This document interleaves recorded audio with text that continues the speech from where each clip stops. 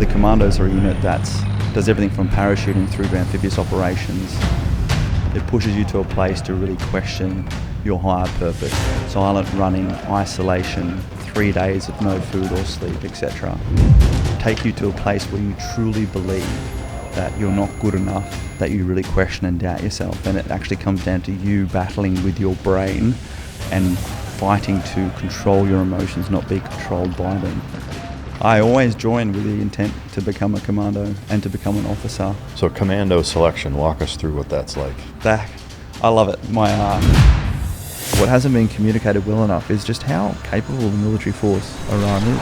And they are not some second, third world country. They are very sophisticated. And to see US and Israel take offensive action, I find impressive. But the ability to keep cutting the head off the serpent and change the regime with one that's going to be stable and take them hopefully back to the level of democracy there was.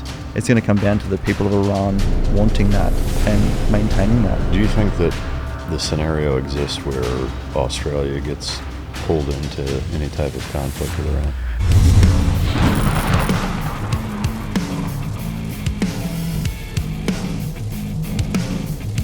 When hunting isn't about hunting at all. Team Dog features comprehensive and customizable meal plans with dry and raw food options to meet your dog's unique nutritional needs, including digestive sensitivities, allergies, or selective eating. Did you know combining 75% dry food with 25% raw food delivers robust, nutrient-dense meals for your dog? Be your dog's hero with Team Dog.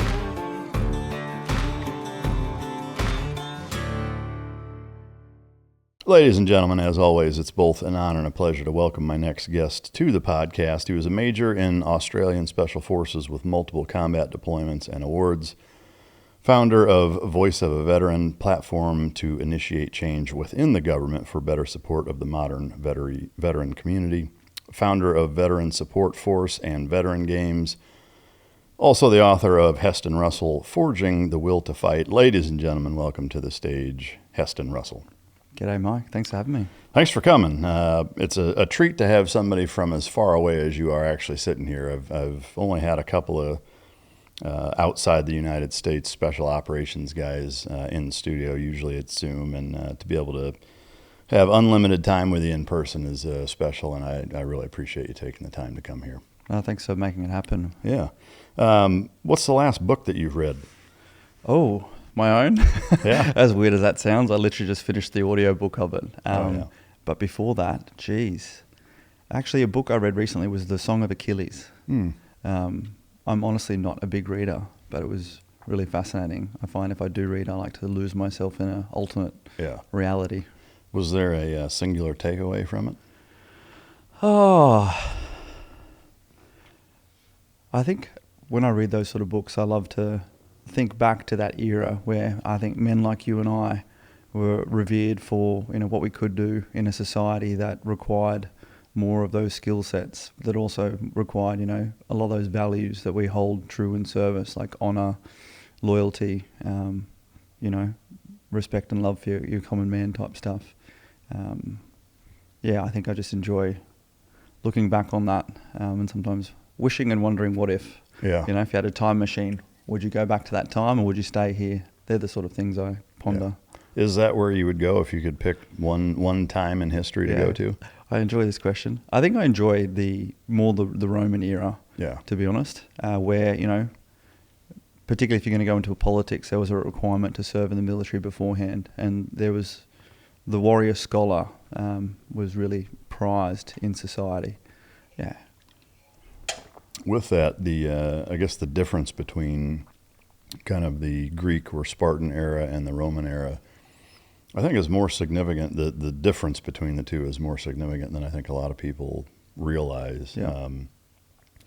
The one thing that does fascinate me on the kind of Greek and Spartan side is just not that there was a lack of rigidity in terms of organization militarily and government structure, but there seemed to be maybe a better balance from a cultural standpoint, with, kind of the artistic side of it that, seemed to dissipate. Maybe my I guess education or research on both eras is maybe flawed, but do you have a perspective as to why that's the case? Yeah, I agree with you. I'd probably say the Roman era because it had more of an influence over the modern history. But yeah, the Greek era where there was, that philosophical and artistic space created in all that they did, spending time sitting around discussing philosophy as opposed to being essentially corrupted by a lot of the political system looking to conquer and take over. Most of it was looking after your own tribe and your own people. I feel like we've lost a lot of that these days. The Greeks, I do a bit of public speaking, and one mindset I try and get people at the start. The Greeks had this, they would either put themselves in the philosophia mindset or the Nikeia mindset. So philosophia come from philosophy, the thirst or craving of knowledge and wisdom. They go into a conversation not in order to be right, but in order to understand, think about why you're saying what you're saying, and leave wiser together from the conversation. Whereas Nikeia, Nike was the goddess of victory, not war, but victory. Going into the mindset of, I'm right, I need to win this conversation. You can imagine today, most of us probably operate with a Nikeia mindset. For sure. But even just having those preambles and that context for how you're going to set your mindset going into a conversation, be that in Parliament or whatever they were doing, I feel like they were actually smarter and more well-rounded people than we are today back then, regardless of all the technology and bells and whistles we have today.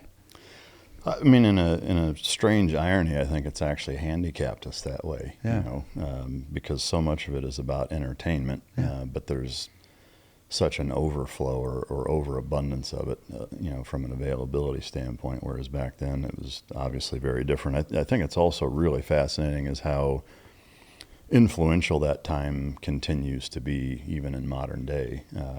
Is that something that, as an Australian special operations guy, that you ever found yourself discussing with any of the other guys? Like, were any other guys into those time periods, and would you find yourself talking about them? I think most of my... I was in the period of special forces where a lot of the guys were going and getting beautiful tattooed sleeves. Yeah. And most of them were drawing from those inspirations in history and culture, from the Spartans, the Greeks, samurai, Vikings. There was just some beautiful artwork, and they would regularly, in the cages or waiting around, spur those conversations, drawing that inspiration, the Stoic times, what values you drew from there. A lot of the guys just even talking about the Greek era, and you said beforehand, a lot of our time these days is spent almost filling time with entertainment. Back then the focus was on self-development, and it wasn't actively going out there to, read a book or whatever, but it was just thinking why and how the world is what it is, and trying to piece together bits and pieces, and how can you make yourself better? How can you make your tribe better for the world and society moving forward? Go out and train, go out and look at the stars, wonder, query. Don't put on something just to spend time until it's time to go to bed and then wake up in the morning. Yeah. It's weird that with as much technology as we have, it feels like we've taken many steps backwards, as far as that goes. Do you have a favorite quote? Oh, yeah, I do. One of my favorite quotes is, if you want a higher performance, you need a higher purpose. Not to be narcissistic, but it's actually a quote I came up with, but it's one that I just constantly relate back to. I remember from my time overseas on deployment, I think the other quote it came from was, if there's no war outside the wire, the battle comes within. Yeah. I remember being, especially on special forces operations, we're always so amped up and a high tempo. But I remember some of our conventional brethren were really suffering at the hands of grooming standards and routine and everything else inside, because they weren't going outside the wire to do missions. And in Australia, at the moment I really see we're such a beautiful, isolated country, so comfortable, so ignorant to so much that goes on in the world. We're really struggling with a crisis of leadership. Politics has really taken over, and there's no national purpose of where we're going. So the tribes turn within, and conflict comes within, and minorities fight from within. And every time and time again I've seen, when you're in chaos and crisis internally, having that fixation to that higher purpose brings people up, lifts people up. And if you want that higher performance, you need that higher purpose.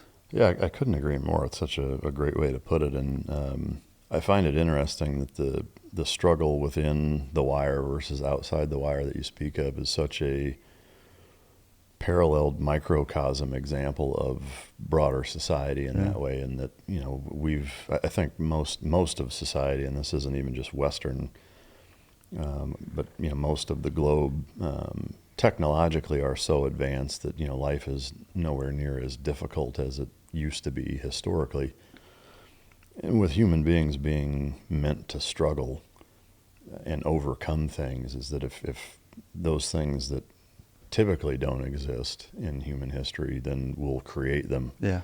And we've created things that we're fighting about that are pretty silly compared to, you know, say 500 years ago. And it's, but I think it's just human nature, you know, which for sure speaks to that.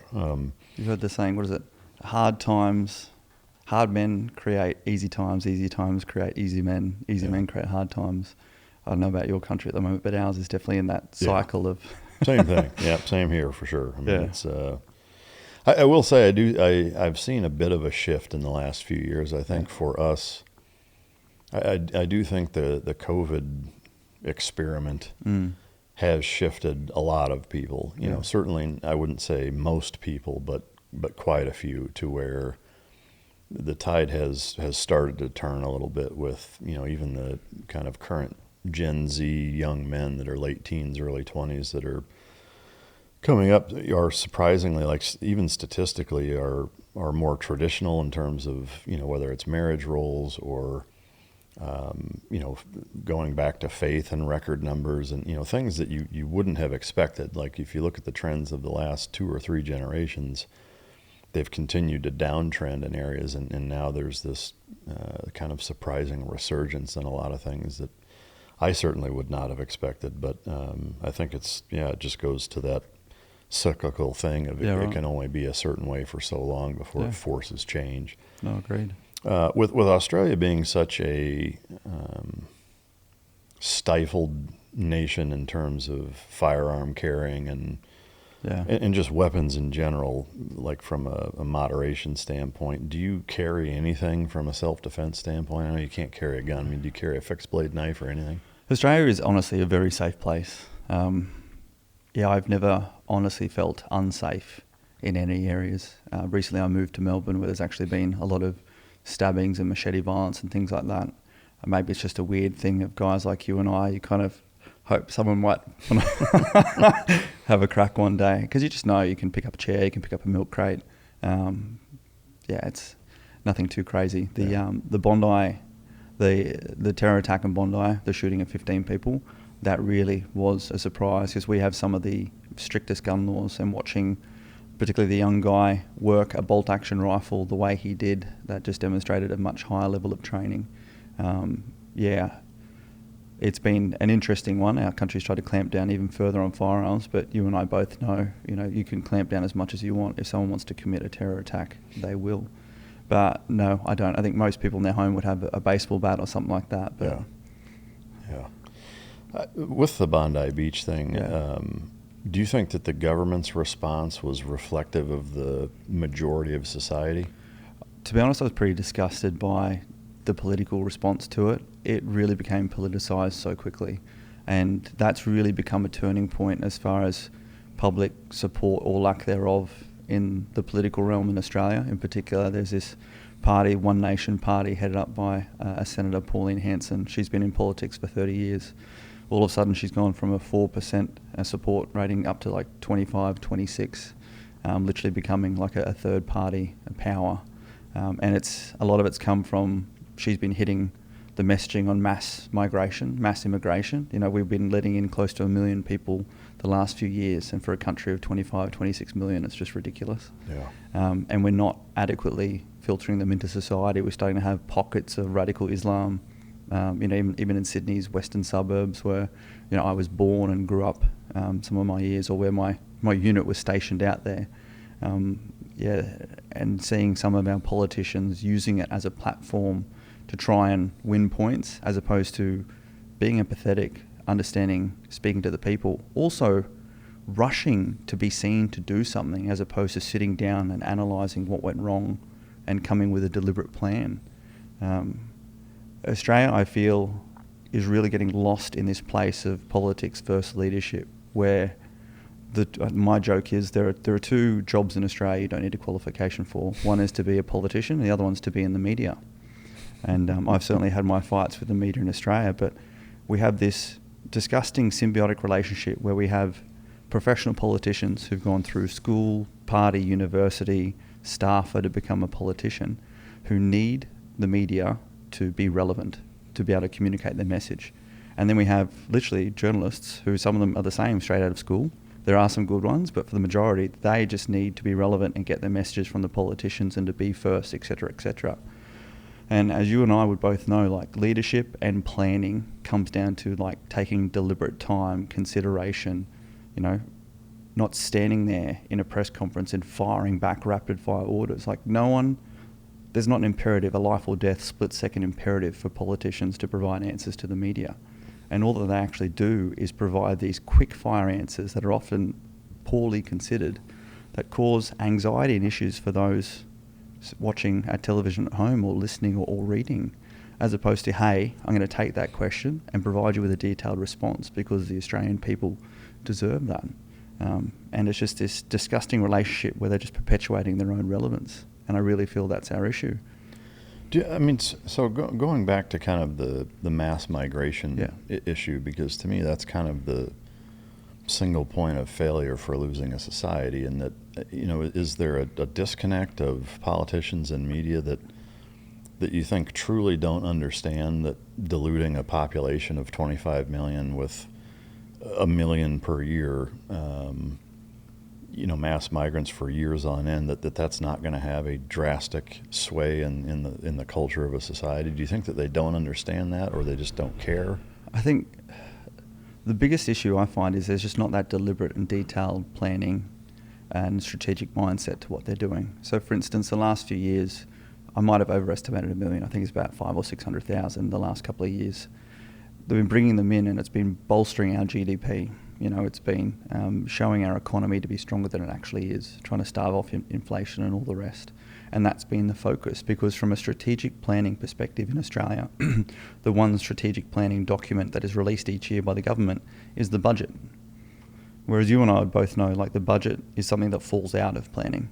You know, every year when I take over a new role in the military, here's my commander's guidance, here's our mission, here are our values, and here's the longer term vision. This is where we're going to be at the end of the year, in the next 5 years, etc. We don't have that as a country, and it comes down to our budget, and we're measuring our success off our fiscal and economy results.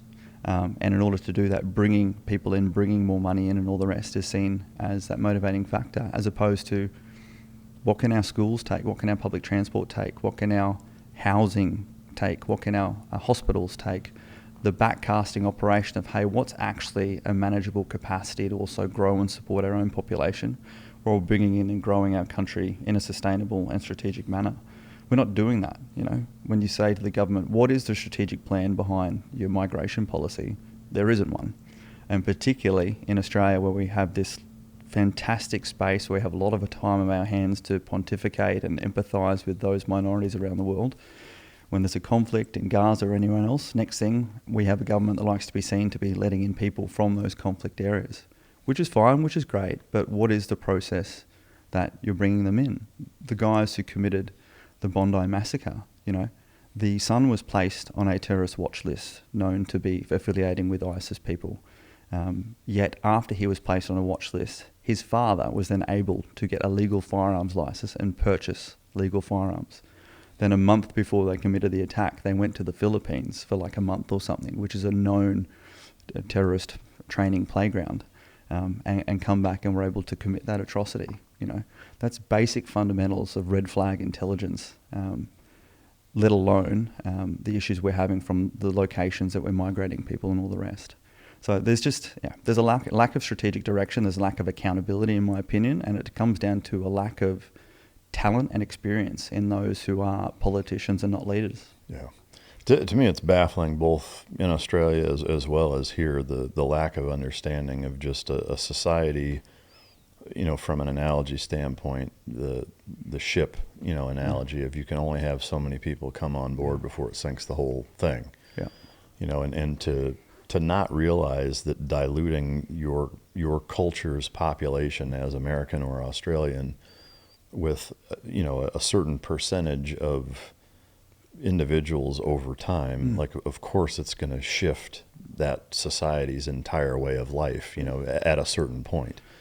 To not have some level of foresight to pre-plan and say we're only going to allow X number of people, whatever that is. I mean, you can hire economics and statistics professors, to figure out what that right number is, but also dispersing them in a manner where you don't have pockets that are so large that there's zero incentivization or even necessity to assimilate. Historically we've taken people from all over, but they were in small enough numbers and dispersed far enough to where they couldn't collectively take over a swath of area so big that now they actually even control the politics.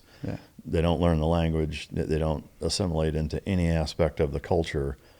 It's like, how do you not understand that is a huge problem? That's it, spot on. It's that assimilation piece. Gathering in the pockets, like you said beforehand. That's our biggest issue. I mean, Australia also has... One thing that I've always admired about my time in the US working with you guys, living here, is that the USA really understands its identity. You have your Bill of Rights. Patriotism is very high here. Australia at the moment, in my opinion, is going through a bit of an identity crisis where our reputation internationally is stronger than it is internally. And in particular, who we are and what it means to be Australian when you come to Australia, what those expectations are, I think is the key missing part. And it's really establishing that. A few years ago, I raised a political party called the Australian Values Party after just doing some research, where I actually found our Department of Home Affairs maintains an Australian value statement. There are 7 values that people coming in on a visa or citizenship have to abide by.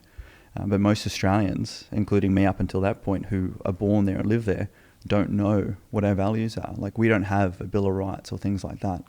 Our value statement isn't displayed in public buildings and schools and all the rest. As I'm sure, from your time in the SEALs and my time in the Special Forces, I finished my career running our selection course. We assessed people on the selection course simply against the Commando values, because we knew these were the character traits we needed to then go on and form the foundation of our culture to make the best people achieving the best results. If you don't have shared values in a society, then you're constantly operating from a flawed baseline. Yeah. And pure chaos, and infighting, people are never going to get along when there's such a disparity there. Especially when people come from cultures that have strong values, and in particular, come from strong religious values, and are allowed to be in a place and a space where it's not front of mind that the laws of our land supersede any, laws of their religion or culture that they're coming from. They're able to, and particularly where it's a very soft hands-off approach, they're able to realise how much they can get away with. Particularly in Australia, if you're a minority, you can get away with a lot more before people are too afraid to clamp down on you.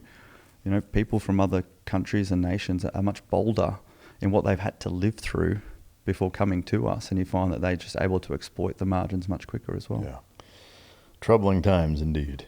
Do you see it changing anytime soon in Australia? Yeah, there's a shift. Yeah. There's a shift, particularly for us. This year there's 2 of our states. So we have, 6 states, 2 territories? Yeah, I think I got that right. You'd hope so, wouldn't you? We have 2 state elections coming up this year, 1 next year, and then the year after that we have our federal election.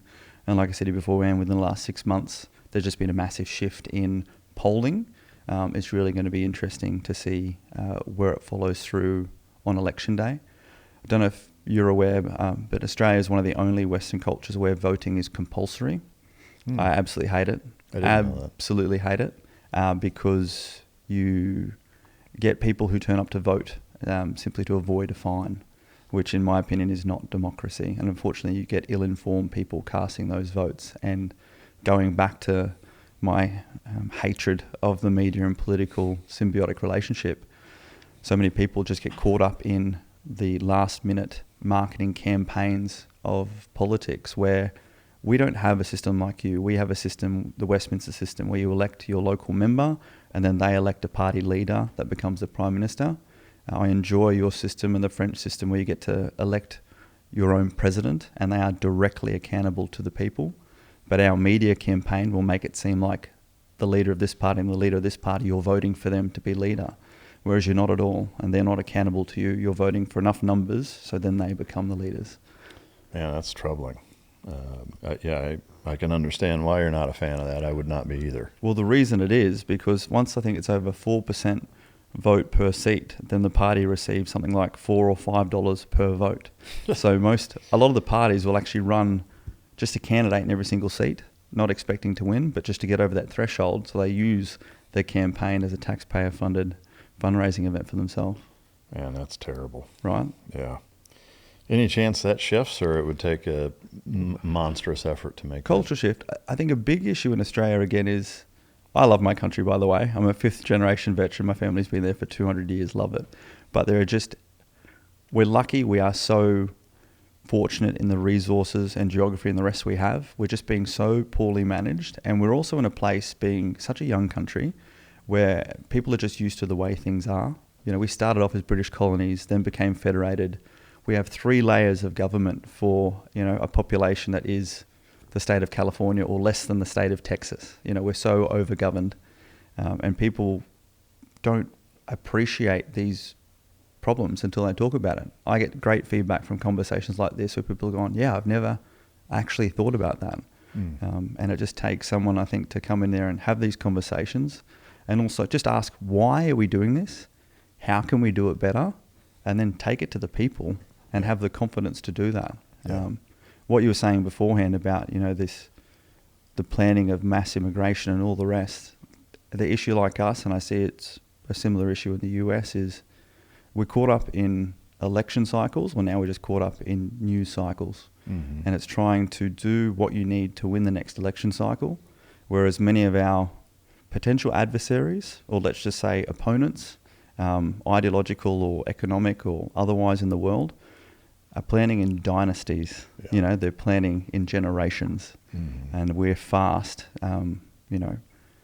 handicapping ourselves, in my opinion. Yeah, I agree. And I think the singular aspect to the opposition that I think both America and Australia, and I would throw New Zealand and the UK in there as well, is a lack of national identity, or Mm-hmm. a dwindling element of national identity, whereas the opposite is true in every one of those places. Russia, China, et cetera, are just, I think, powerfully nationalist in overwhelming numbers. A very proud country, and have their ideals and their values and morals that are specific to their culture and society. That I just see it dwindling in most of the West. Yeah, I'd agree. What was your favorite thing to do growing up?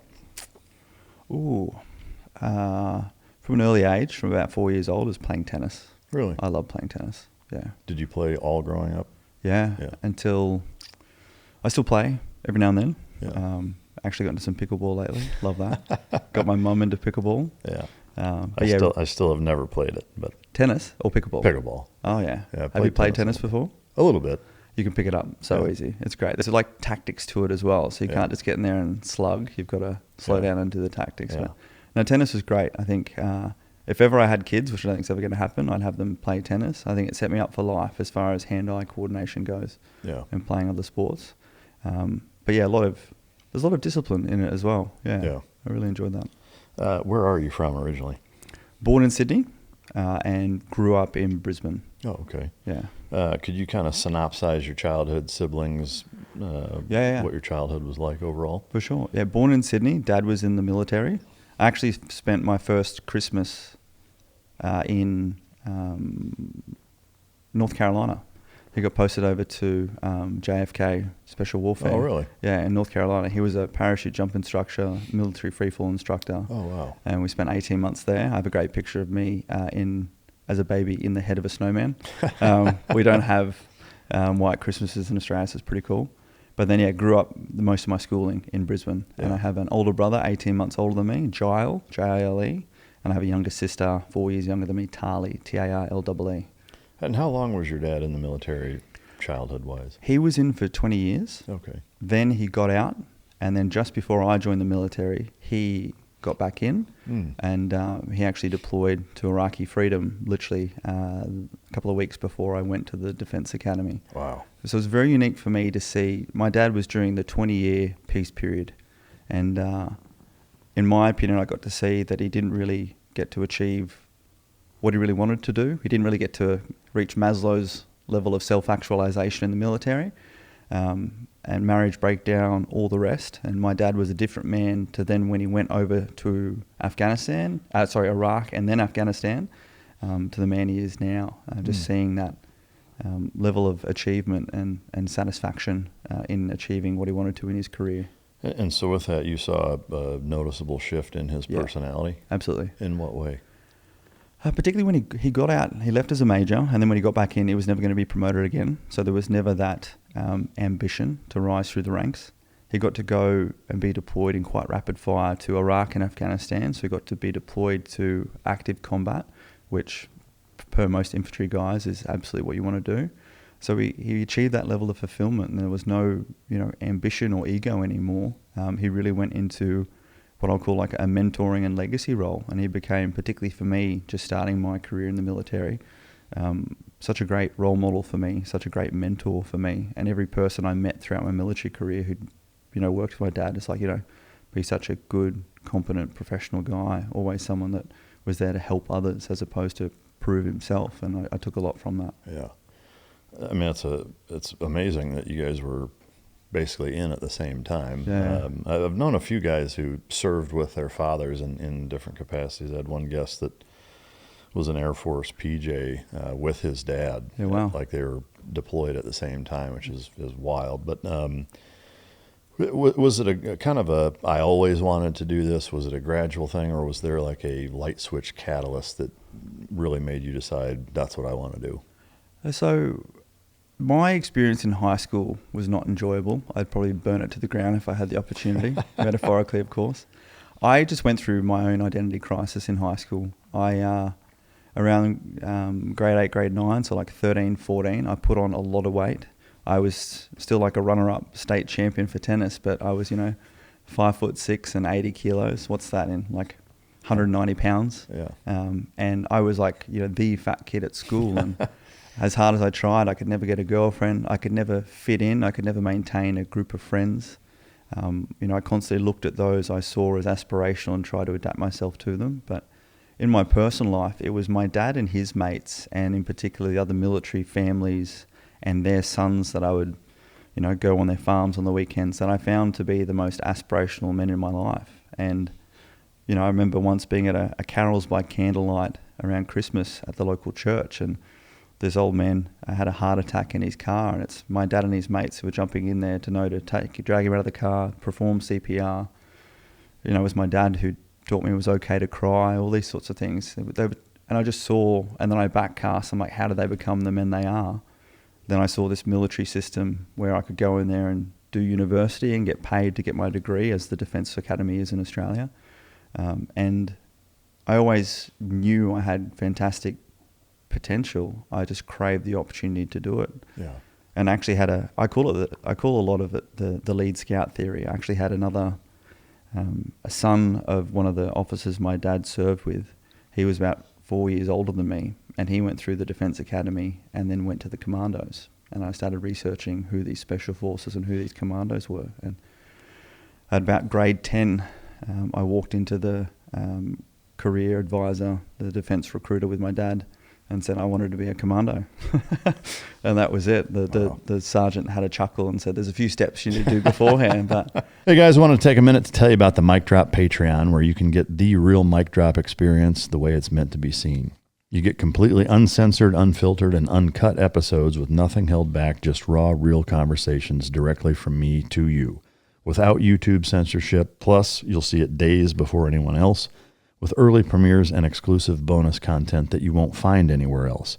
You get behind-the-scenes access to the show, including pre- and post-show footage, with me and the guest both in studio and on location, depending on what the guest is into and what we have going on. On top of that, we've got tons of Patreon-only perks, mic drop swag, access to exclusive merch, and the chance to submit your questions to be asked at the end of every episode. You'll also get a sneak peek at our upcoming guests, so you'll know who's in the studio weeks before anyone else. We're constantly releasing new features and dropping new content based on what you want to see. For our top tier members, you get the same Mic Drop Challenge coin that all of my guests receive from the upcoming show, which will never ever be for sale. We've got quarterly merch that's sent out directly to you, a monthly Zoom call with me where we talk about whatever you guys want to talk about, and an active group chat where we all shoot the shit on a daily basis. All of that for just a few bucks a month to support the show. Right now, we're also offering a 10% discount off an annual subscription, which means that you get more than a free month. I want to say thank you to everyone who has already signed up. Your support means that we get to keep bringing you the content that you love. So if you haven't yet, hit the link in the description or go to patreon.com/micdrop and join the team. I'll see you guys in there. Thank you. I always joined with the intent to become a commando and to become an officer. My dad joined as an enlisted and then became an officer. And my mum's dad, my papa, he served in the Vietnam and Korean Wars. Wow. And they both recommended go the officer stream because I had good grades and things like that as well. Wow. And so what does that process look like with the Defense Academy going the officer route and then ultimately commandos? Did you have to spend years in other units preparing for it, or was it a pipeline? Yeah. So Australia has the Australian Defence Force Academy, ADFA, which is tri-service, Navy, Army, Air Force, and you spend 3 years there doing a degree. You could do an arts, science, engineering degree, and then you spend 1 year after that at our Royal Military College, Duntroon, that is just the Army college, like your Sandhurst. Sandhurst is US, yeah. For the academy? Yeah. No, it would be West Point. West Point, sorry. Sandhurst is the British. I stuffed those up. My apologies to the US people and British people. And then you usually have to spend a minimum of 3 or 4 years in the conventional military before joining. So I had to spend 3 years as an infantry platoon commander with the 2nd Battalion up in Townsville. And then on promotion to captain, I went and attempted the Commando Selection course. In that 3-year period, did you deploy at all? Yeah, I turned 21 at the Royal Military College, and then just before my 22nd birthday, I deployed to Timor-Leste on peacekeeping operation as a platoon commander. Yeah, how was that? It was brilliant. It's fascinating because when you go through, particularly the military college, you've got to put in your unit preferences, and all of us are trying to predict who's being deployed. At that time, we were deploying a security detachment to Iraq, and then there were others ramping up for Afghanistan, and I hedged my bets on the 2nd Battalion because I thought their rotation was due. But then I got to the battalion, and instead they were going to peacekeeping in Timor-Leste, and I was sort of, kicking stones. But when I got there, and having then since deployed multiple times to combat operations, I'm so glad I did that as a young 21, 22-year-old platoon commander, because the diplomacy that was required to sift through the human terrain, to operate primarily with your weapons slung and have to listen and engage with people, work with the local UN forces, all the rest, was just so much value invested in me at such a young age. Wow.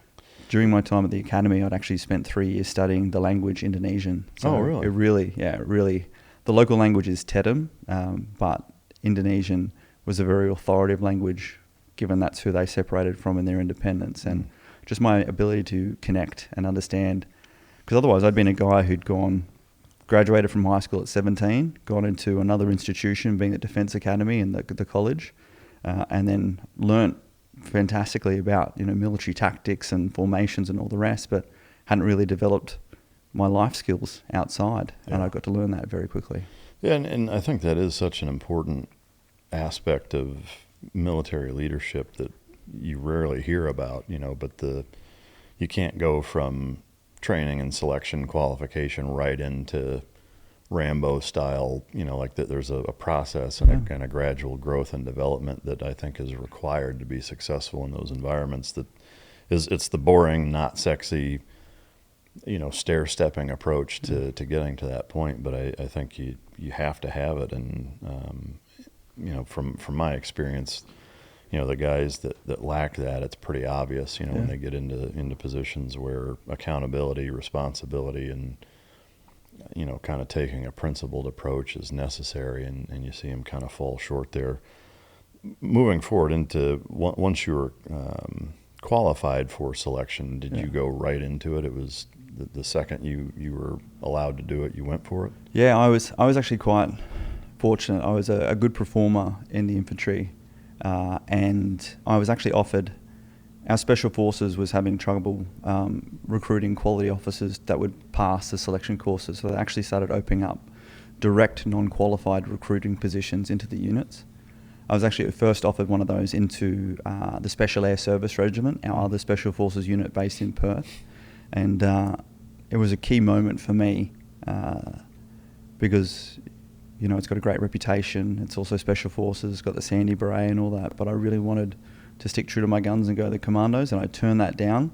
And right before the end of that year, when I was due to post, the Commandos opened up non-qualified positions, so I posted directly in, and their selection course was February that year. So I spent 4 weeks at the unit going through an excellent, ready training package and understanding some of the fundamental capabilities before I was then on the 6-week selection course. Oh, wow. Yeah. Why Commandos and not SAS? What was it about it that made you go there? Just the roles as they were defined, and particularly from the perspective as an officer. Commandos at that time, doctrinally, were rolled into more precision strike, direct action. In Afghanistan, they were conducting more company-level vehicle raid type operations. SAS traditionally, which came from the British SAS, and in Vietnam, were small patrols behind enemy lines type stuff. And again, particularly as an officer, there was a lot more of command and coordination, less in the field and more, at the headquarters level. Whereas my friend Tristan, who was the commando who went through before me, was on the ground as a commander with his men doing the job. Yeah. It literally came down to the specific role I wanted to do. Yeah, that makes sense. So commando selection, walk us through what that's like. I love it. It's one of the most enjoyable things to talk about, having gone through it and then finishing my career as the officer commanding, redesigning and running it when we left Afghanistan. I say it broke you down physically and mentally to expose who you were at your emotional authenticity. And one of the favourite statistics is, 90% of the people withdraw from our commando selection course through pulling out their withdraw and own request form and signing and saying they want to leave. It pushes you to a place to really question your higher purpose, and in particular, if you don't have a motivation that is truly intrinsic and you visualize your identity being a commando and you're focused on extrinsic factors such as the beret, the status, the extra $50,000, the deployments, all the rest, we will put you through activities that deprive you of your love languages, silent running, isolation, 3 days of no food or sleep, etc., and take you to a place where you truly believe that you're not good enough, or you find purpose in doing something else, that you really question and doubt yourself. And it actually comes down to you battling with your brain and fighting to control your emotions, not be controlled by them. And then doing that in a group where by the end of it, you've gone through an initiation and you're joining a tribe where everyone has been through that tribe. Through a shared adversity, those strongest bonds are formed. And still to this day, it was the hardest thing I ever had to do physically in my career. And it provided you with that perspective when times then became tough. But particularly for us, the Commandos are a unit that's, does everything from parachuting through to amphibious operations, advanced infantry tactics, all the rest. So the selection course is broken down into different phases. There's the initial individual phase where you'll do everything from, 3 days, no food, no sleep. Let's try and do this in pounds. 150, 160 pounds on your back, 100-kilometre navigation exercise by day, by night. Just the hardest physical stuff you never expected yourself to do. I remember doing one of the physical training sessions, carrying barrels and logs and tyres, and literally looking down over the side of a cliff going, if I fall, I'm actually going to break myself or kill myself, and never actually previously been put in a place, given the safety architecture that's usually around us doing military training, of like, wow, if I stuff up here, I'm actually going to get hurt, or someone's going to get hurt. And it definitely pushed me to my limits. One of the weakest times or lowest times on that course was when my best buddy, who I'd trained up with all prior to the selection course, withdrew. And, he had a wife, he had a kid, he was a senior, he was a junior non-commissioned officer, he was more combat experienced than me, and it made me compare and question and doubt if he was going to leave, then was I good enough, and just go through that mental burden myself. I often found myself comparing and putting others on pedestals, and it really helped me break through a lot of that as well. I don't think I've ever heard anyone as succinctly and kind of eloquently and on point describe the core principle of the selection process for special operations than you just did. That just the way you put it was absolutely brilliant, and I love it. And I think it really hits on what I think the way that it's typically described usually misses. And, I really appreciate you saying that the way that you said it, and so I think that identity component, of really visualizing yourself as your identity, and not because you want to say you are, or the extra money, or any of the other external factors. And that was amazing. Well, I think one thing I loved then running the course at the end was truly appreciating that this was the process. So you do your 6-week course to become a commando.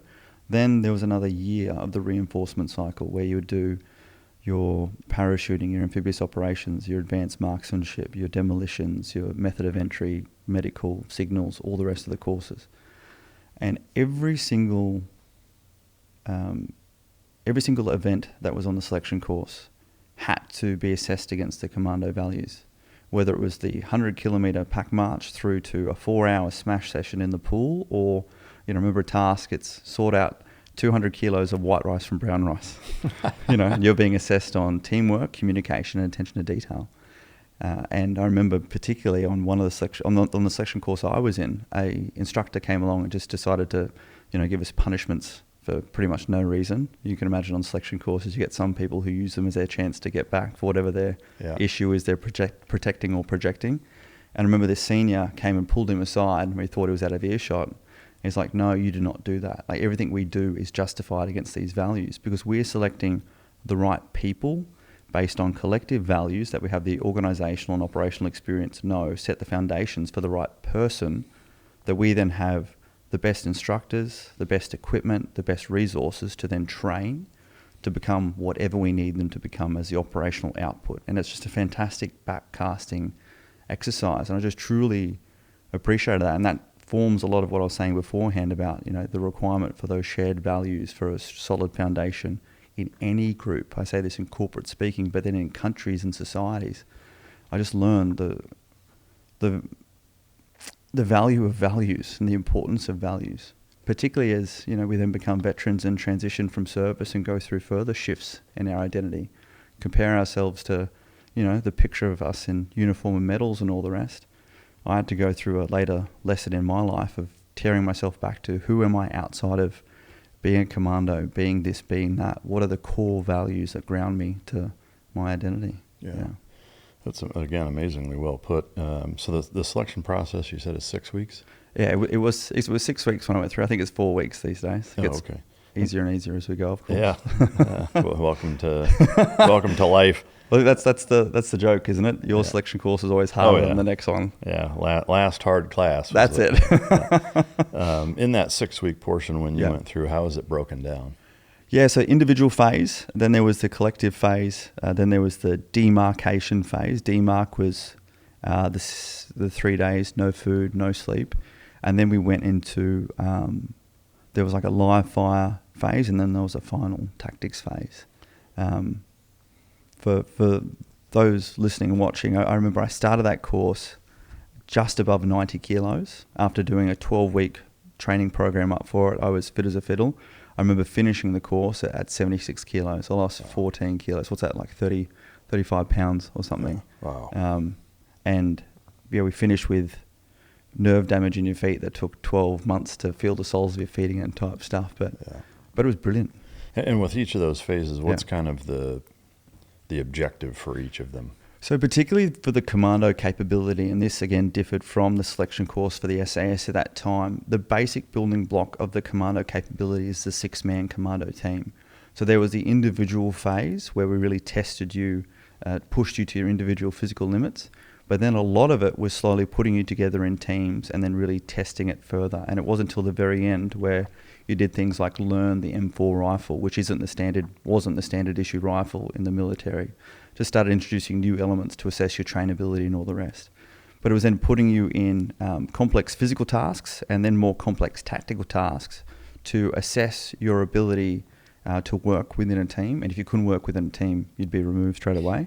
And then particularly the last 2 weeks of the course is when you are actually singled out as an officer. So before the selection course, the main part started, there was a 5-day officer training period where it was just the officers doing TUTs, tactical exercises without troops, being assessed by senior special forces officers on either previous missions they'd done before or hypothetical missions where you're just force-fed, new assets and tactics you've never had before and had to then develop plans. And sometimes, no matter what your plan was, you'd be destroyed in detail and they'd see how you respond to that. But they were assessing, those core planning capabilities that we need as an officer. And then at the very end, we went into these group training and full mission profile phases where you would rotate through leadership positions and, be assessed by a current commando company officers on your ability to conduct tactical tasks and plan and do all the rest. Wow. Do you remember how many students you started with versus how many finished? Yeah, 120 started. I think on my course there was 25 officers and 105 soldiers. And at the end there was 30 of us left. Wow. There was 5 officers and 25. Wow. Yeah. That's awesome. Is it similar to SEAL training where the demarc phase, the 3-day no food, is that where from day one until the end of that's where you lose most people? Yeah. Like once they make it through that, you don't lose many people? Yeah, 100%. Unless there are injuries along the way, but that's it. Yeah. We lose a lot of people. You lose a good chunk on the 3-day navigation.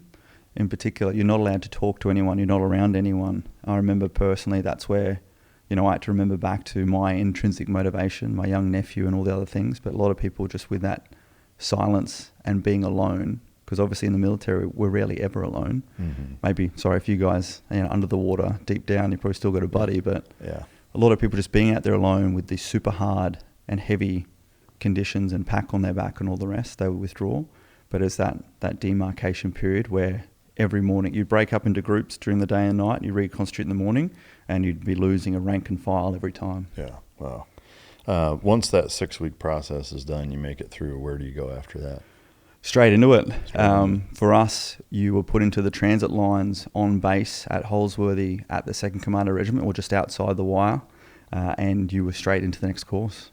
And which is what? I can't remember. What was ours? Actually, incorrect, sorry. We stayed where we were and we conducted the heavy weapons phase, which was the 50 cals, the 84mm Carl Gustav, Mark 19, things like that. And there was a noticeable shift in the instructors because most of us were just hobbling around, bloodied feet, all the rest. It was a bit more of a recovery. And then we were moved onto base. And I believe that's when we went straight into... what did we go into? We actually got broken up into specialties. So a third of the course did signals, a third of the course did medical, and a third of the course did something else. As officers, you all had to go do the signals training. Yeah. And how long is that whole process? The signals training was, I think, only 2 weeks. But then you started to come together for the big things. Like I think it was a 4-week parachute course. They wait until July, which is winter in Australia, where we do our amphibious operations course in the middle of Sydney Harbour. Still one of the coolest courses I've done to date, fanging around Sydney Harbour by night on F470 Zodiacs. Oh, that's cool. Pulling up along party boats, scaring people that their cigarettes would fall out of their mouth, or watching people get up to mischief on balconies that they don't think people are watching. But even that, the first week of that course, you're not allowed to touch your wetsuit. The second week you are, and only on the third week is when you're allowed to touch your dry suit. So you understand the different elements. Yeah. That's brilliant. After that, are you then assigned to a unit that's deployed? So keep going all the way through, sorry. Then, we do our demolitions as a method of entry course. Then we do our ACQB, Advanced Close Quarter Battle. So one of the roles of the 2nd Commando Regiment also maintains is the force of last resort, domestic counterterrorism, Which is very unlike the United States in that way, and closer to Britain. Well, this is the conversation I have. A lot of people ask, what's the equivalency of the commandos? When I was deployed to the Rangers in 2015, is your unit like this? We sort of maintain 4 companies, and each company has a different role. One company is maintaining domestic counterterrorism. One country is doing essentially a Green Beret role for advanced force operations in the Asia Pacific. One company was on deployment to Afghanistan, and one company is back home supporting the raise, train, sustain cycle. And do you rotate through those 4, or is it like each year? Okay. Yeah, each year you rotate through. Yeah. I mean, and that makes, I think, a lot of sense, actually. The contrast with pretty much all American special operations is it's, if you're this, then you're that, and you're always that, and there's not a lot of kind of mixing and matching that way. But there is something to be said about specialising versus generalising. I mean, we definitely specialise. Again, 2015 on exchange to your Rangers in the 75th Ranger Regiment headquarters, I really got to appreciate, specialising, doing exercises like their MLATs, establishing air corridors and point of entry seizures. But it's just different forces. Like Australians, and Australia's primarily never going to be a force leading such thing. We're going to be supporting such things, and we need to maintain that solid general baseline. But as far as a operator skill set goes, when I first rotated in, we took over the domestic counterterrorism role, and then the next year we went to Afghanistan, and the domestic counterterrorism role, you're having to validate each week at the range shooting a target that is, the deadly triangle of eyes, nose, mouth, hitting the medulla oblongata if someone's got their detonators, as opposed to, center of scene mass type targets. So the level of marksmanship that we then took into Afghanistan was just, absolute weapons grade, and it really, specialising in those skill sets each year really developed you as a great all-round operator, particularly once you've gone through that cycle. And some of the guys have gone through that cycle 2 or 3 times. Wow. So the explosives and entry, the CQB, is that the last portion? CQB, then CUO, Commando Urban Operations. So ACQB is fast, dynamic teams get in, save the lives of the hostages. CUO was more the slower, spread out teams getting ready for Afghan type stuff. And then, at the end of that, and particularly those 2 courses, you have the instructors from the unit of the companies you're going to coming and watching you and picking their people. Like draft almost. Yeah, it was. It was very interesting. And then November of 2010, we finished, got our berets, and I went into Alpha Company, 2nd Commando Regiment, as a new platoon commander. Wow. Yeah. So when you finish selection and you're going through all these different blocks preparing for the actual commando operational unit, are you with that same group of 25 guys? Yeah, same. And there's perhaps some people who had failed out of a course the previous year. You get one more attempt. And what I loved about, we call it the reinforcement training cycle, was just like on the selection course where you had the full mission profile phase at the end. At each one of those courses, once you'd learned a new capability, you then conduct another full mission profile. And again, as an officer, you'd be required to plan and lead a mission. So if you just learnt, airborne roping and rappelling, as well as the method of entry, you'd then be planning these domestic counterterrorism, hovering, fast roping, abseiling into the embassy domestic counterterrorism role. Then you're stepping out up to incorporate, an amphibious element once you pass the amphibious course, then parachuting, and et cetera, et cetera. So it was capability building on that tactical function as we went along. Yeah. And as an officer, I'd never had such incredible investment in training in such a methodical and incremental way. Yeah. Yeah, it seems like a really intentional and well thought out pipeline. From day one of selection until you get your beret, what time period, what length of time is that? I think it was just under 12 months. It was like 11 months. Yeah.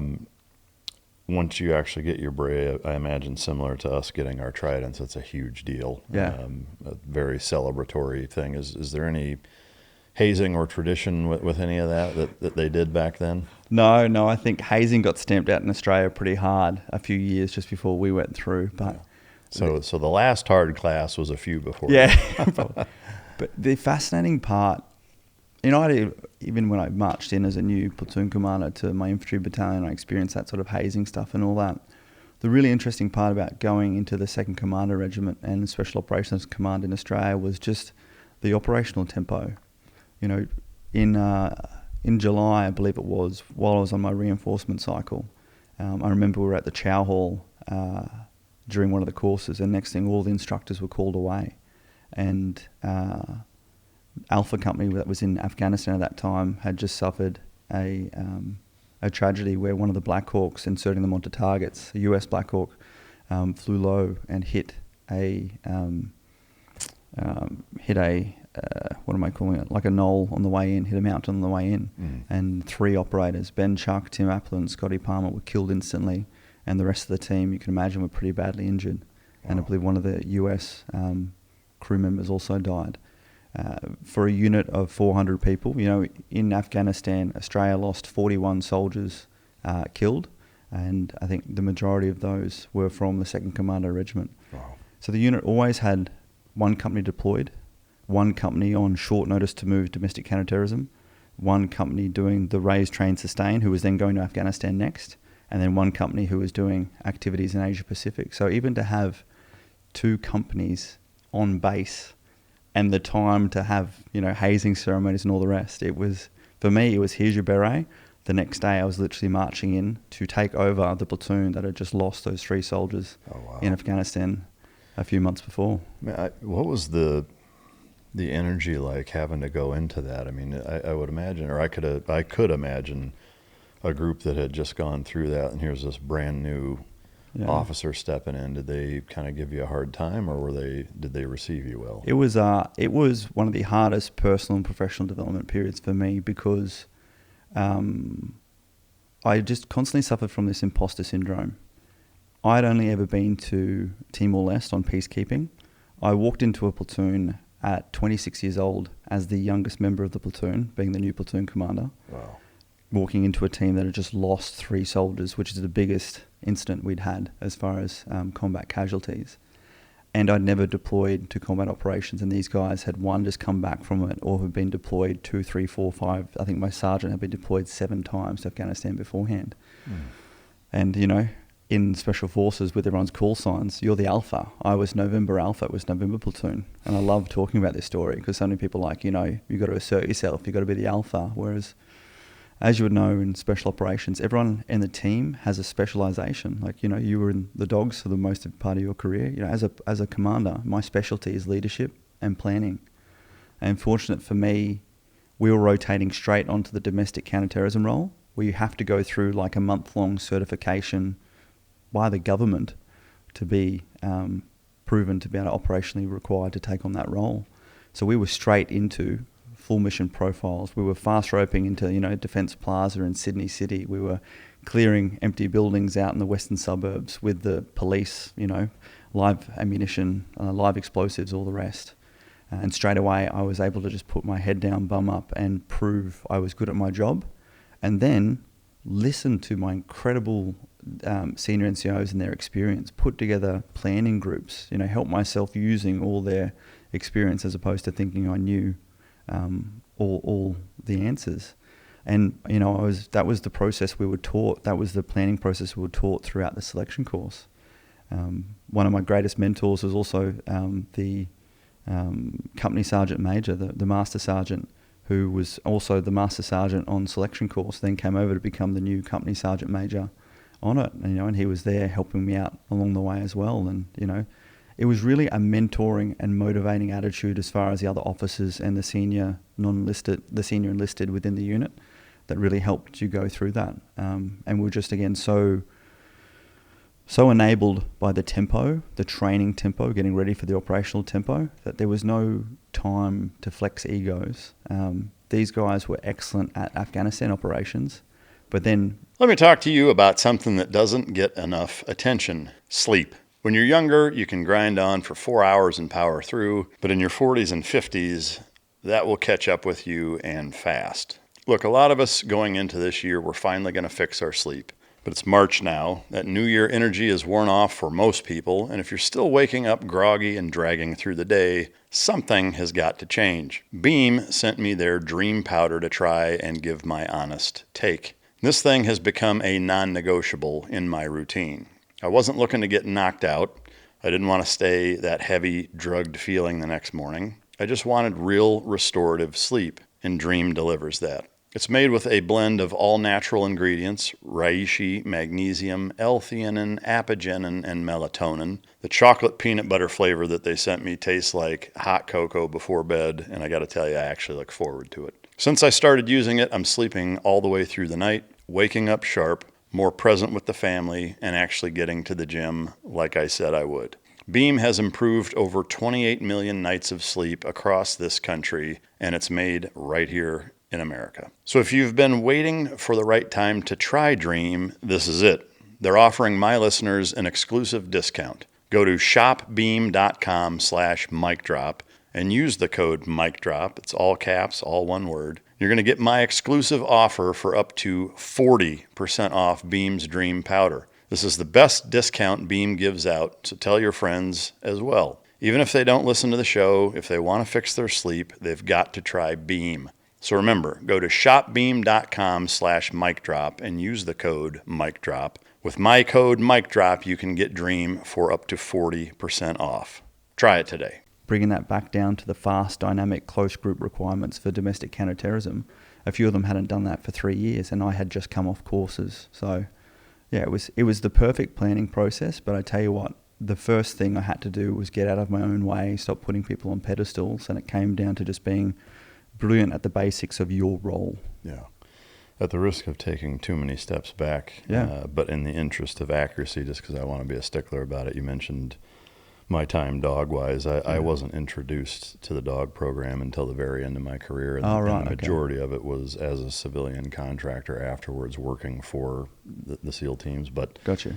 I just, well, in the SEAL teams, did you have a specialty in the team? Intelligence, actually. Okay. Yeah. But it's interesting hearing you talk about it, because it makes a ton of sense to be set up the way that you are, and it actually mirrors the Tier 1 units pretty closely, but the time doing it is quite a bit longer. For them, it's more of a 90-day thing. So, so they'll do all 4 of those things in 1 year in 3-month blocks. Wow. What I could see as, just thinking through it, a potential concern, and I'm curious if that was there, because you just mentioned, some of these guys, or every time you're going into a new thing, once you've done a full rotation, it's been 3 years since you've done that. Yeah. Is there a bit of a knocking the rust off component to getting back into that role, where you're kind of having to, just shake it out and get used to that? And is there any kind of build-up time or shakeout patrol time, or are you going right from one right into the next, and you've got to be, because if you go into, say, the counterterrorism role, and it's either your first time or it's been 3 years since you've done it, and does it start day one, and now if a call comes in tomorrow, you guys are hitting it and you got to be able to do it? Or No, great questions. And again, I was so impressed with how professional the handover, takeover, scheduling and process was in the unit. So there's a month-long training and certification process before you're able to take over the tactical assault group counterterrorism role, and it is done exactly in time and in tune and paired up with the current company. So we had Bravo Company literally covering off team commander, soldier to soldier, officer to officer, going through the whole initial validation, shooting at the range element, through to the full mission profiles, through to then starting to taper off towards the end. So at the very end, you're doing the full certification missions by yourself, but with them critiquing you as instructors and supervisors throughout it. And then once you've achieved that level of certification, Bravo Company handed over operational readiness, and then the next day you were on. So who covers you then in the backfill aspect? Like if you're training up to go to the next phase, but the next phase that's taking your place, don't you have to do that for them also? Or like, how do you do that all at the same time? Well, so we're coming off the raise, train, sustain. And so Alpha Company was coming into that and then taking over. So Bravo Company were the ones maintaining the domestic counterterrorism, and Alpha Company were essentially, and that's the only gap where there's a spare capability where they're getting ready for that. Yeah. Then handing over to, which we did next, going on to the Afghanistan role. Again, we did things like myself and my team commanders went over on a recon and embedded with the current company for a few missions, then came back and ran the mission rehearsal exercise. Then we deployed, but then we deployed and conducted deliberate nursery patrols with the current force. So you literally, whereas the conventional military was like 1-for-1 in and out, we were allowed to have a surge capability for a couple of weeks or a month, where there was literally double almost the force element. Yeah. And you'd be covering off, supporting each other, and then the others would leave and you would take over at full readiness. Yeah, that's smart. Yeah. You said there's about 400 commandos at any given time? Yeah, the 2nd Commando Regiment was around 800 people, 400 operators, and around 400 support staff. So around 100 of each phase. Yeah. So your first block operationally was to go to Afghanistan. The domestic counterterrorism is an operational block in Australia. It's actually an operational deployment. But my first overseas was 2011. Okay. So once you got your beret, your first was the domestic side. Yes. Yeah. Yes. Did you do any real world stuff on the domestic side in that year? So we had Obama came to visit, and we stood up our force to do that. We also had there was a royal visit, which we stood up the capability to do that, and then we had the G20. No, disregard. That was a different year. Those were the two domestic stand up, ready to go. Yeah. During that time, we also were required to conduct protective security detachments over to the US if dignitaries went. I was actually the land assault platoon commander, so the other platoon, there were 2 platoons. Sorry, there were actually 3 platoons. We also have a Navy clearance diver, SEAL type platoon within the domestic counterterrorism, because we also have to do ship underway recovery as a part of our domestic counterterrorism role. So the other platoon did a lot of the protected security detachments, but in November of 2011 was actually my first deployment to Afghanistan, where I got selected to be the personal security officer for our then female Prime Minister, Julia Gillard. Oh, wow. So my first deployment to Afghanistan was as the PSO for our Prime Minister on her first trip to Afghanistan. Wow. That was very unique, yeah. Is each platoon around 35-ish guys? Or? Yeah, around 35, 40. Yeah. In that first block, the domestic thing, I'm curious, the only kind of equivalent I can think of is maybe like the FBI HRT, or maybe even BORTAC at this point, depending on what's going on, but kind of a national level quick response group. But with Australia being a fairly good-sized country, I mean, are you broken down into you'll respond anywhere, or is it prioritized? Do you have like this platoon would cover this half and this half, or like the Bondi Beach thing? Would your guys have responded to that?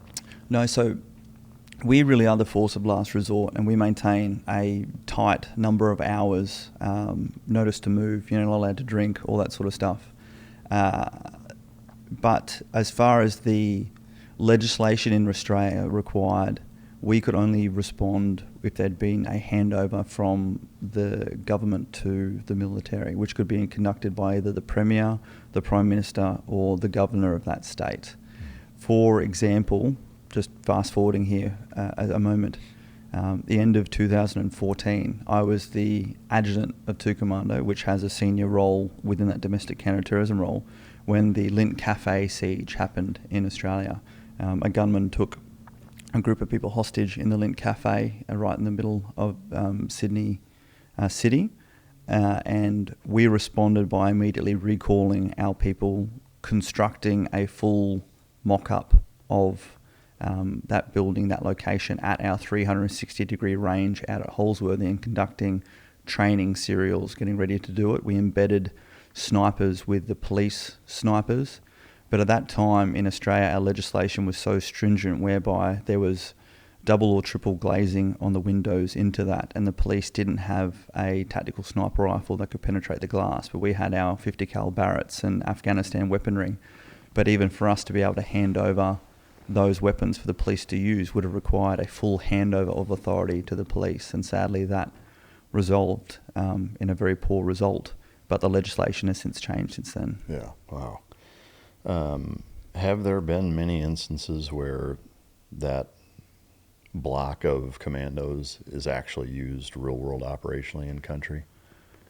I don't think I'm allowed to say that. All right. Fair enough. There's a lot of...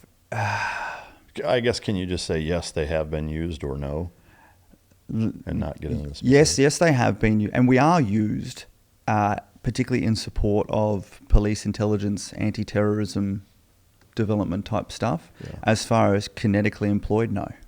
Yeah. Okay. So you do that the first year. The second year, you go to Afghanistan as the prime minister's. So it was November of that 2011. So it's towards the very end of that first year. I was given a reprieve and was allowed to take the prime minister over. Oh, okay. Yeah, so it was during that first year. Yeah, it was during that first year. Yeah. How was that? Pretty incredible. Really? How many people were attached to her? There's a team. I believe the team was about 10. Yeah. However, where we were going, we were always augmenting in with, like we had the Special Operations Task Force over there, we're augmenting in with them. They provide us with outer call and support and all the rest as well. But the core group was about 10. Yeah. And I say it was interesting because, again, here I was still having never been deployed to Afghanistan, and the first task I'm given is to be her. Well, do you know why they selected you to do it? Yeah, it was that Sergeant Major I spoke about previously. The meetings our Prime Minister was going to have was with, the US 4-star head of the NATO mission there, through to going and meeting with President Karzai and lots of else in between. And as an officer, I had my, top secret positive vetting security clearance, so I could attend and be in a lot of those meetings with her. But also I was known to be quite a engaging and, diplomatic person, a likable person. And you can imagine part of those trips are also what you can do to help shape the environment, shape the person you're with. And our Prime Minister was the ultimate decision maker for us and our capabilities and everything else in between. Yeah. There was a bit of a backlash, and we even went to the range and, did a shooting competition, did a, vehicle transfer competition. I was very good at the fundamental operator skills, and it sort of got to a point where my position wasn't contested, and it was accepted that I got to do that. That's cool. So my buddy that I went through the selection course, he was actually the PSD commander, and then me as a fellow captain, I was the personal security officer. Yeah, wow. I have to say one thing during that year, my first engagement with US Special Forces was that year, earlier in the year. At the start of the year, I got put my hand up to go over for a training iteration at Virginia Beach with DEVGRU. Yeah.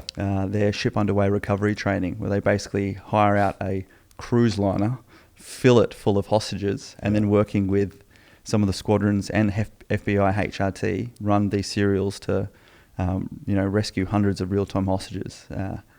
Amazing doing it there, amazing to be with them. The most incredible part was 2 weeks before I was due to leave, that group went and killed Osama bin Laden.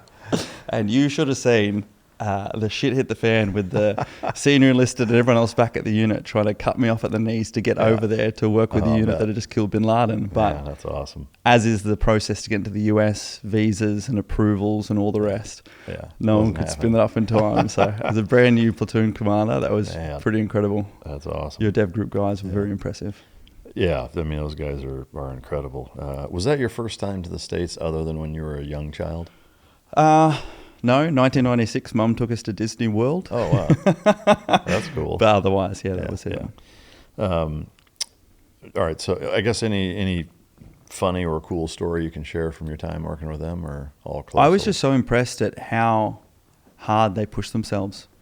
Those FBI HRT guys with their little birds hovering, like this ship was underway, high seas, and watching their maneuverability. And then the Dev Group guys, I remember doing the fast boats up the side, pole on, hook up, climb up, choppy seas. One of the boats actually got caught underneath, flipped over, destroyed.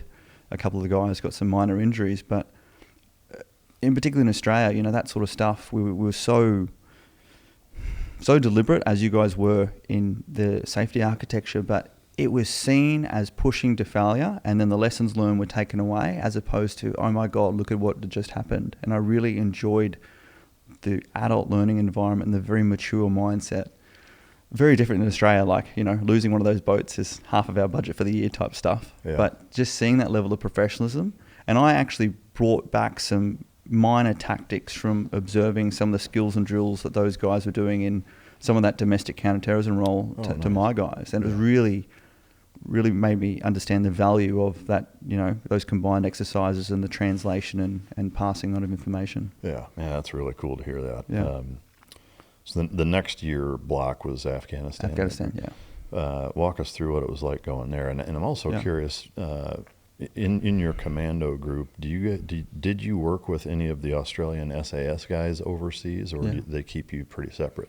No, absolutely. So Australia deployed to Afghanistan. We deployed with an SOTG, a Special Operations Task Group, and we had FE Alpha, which was usually a squadron minus or a troop plus from the SAS, FE Bravo, which was usually a commando company, FE Echo, which was a troop plus of our specialist engineers, and other intelligence staff and capabilities that we need. So we were quite good at deploying as special operations task groups.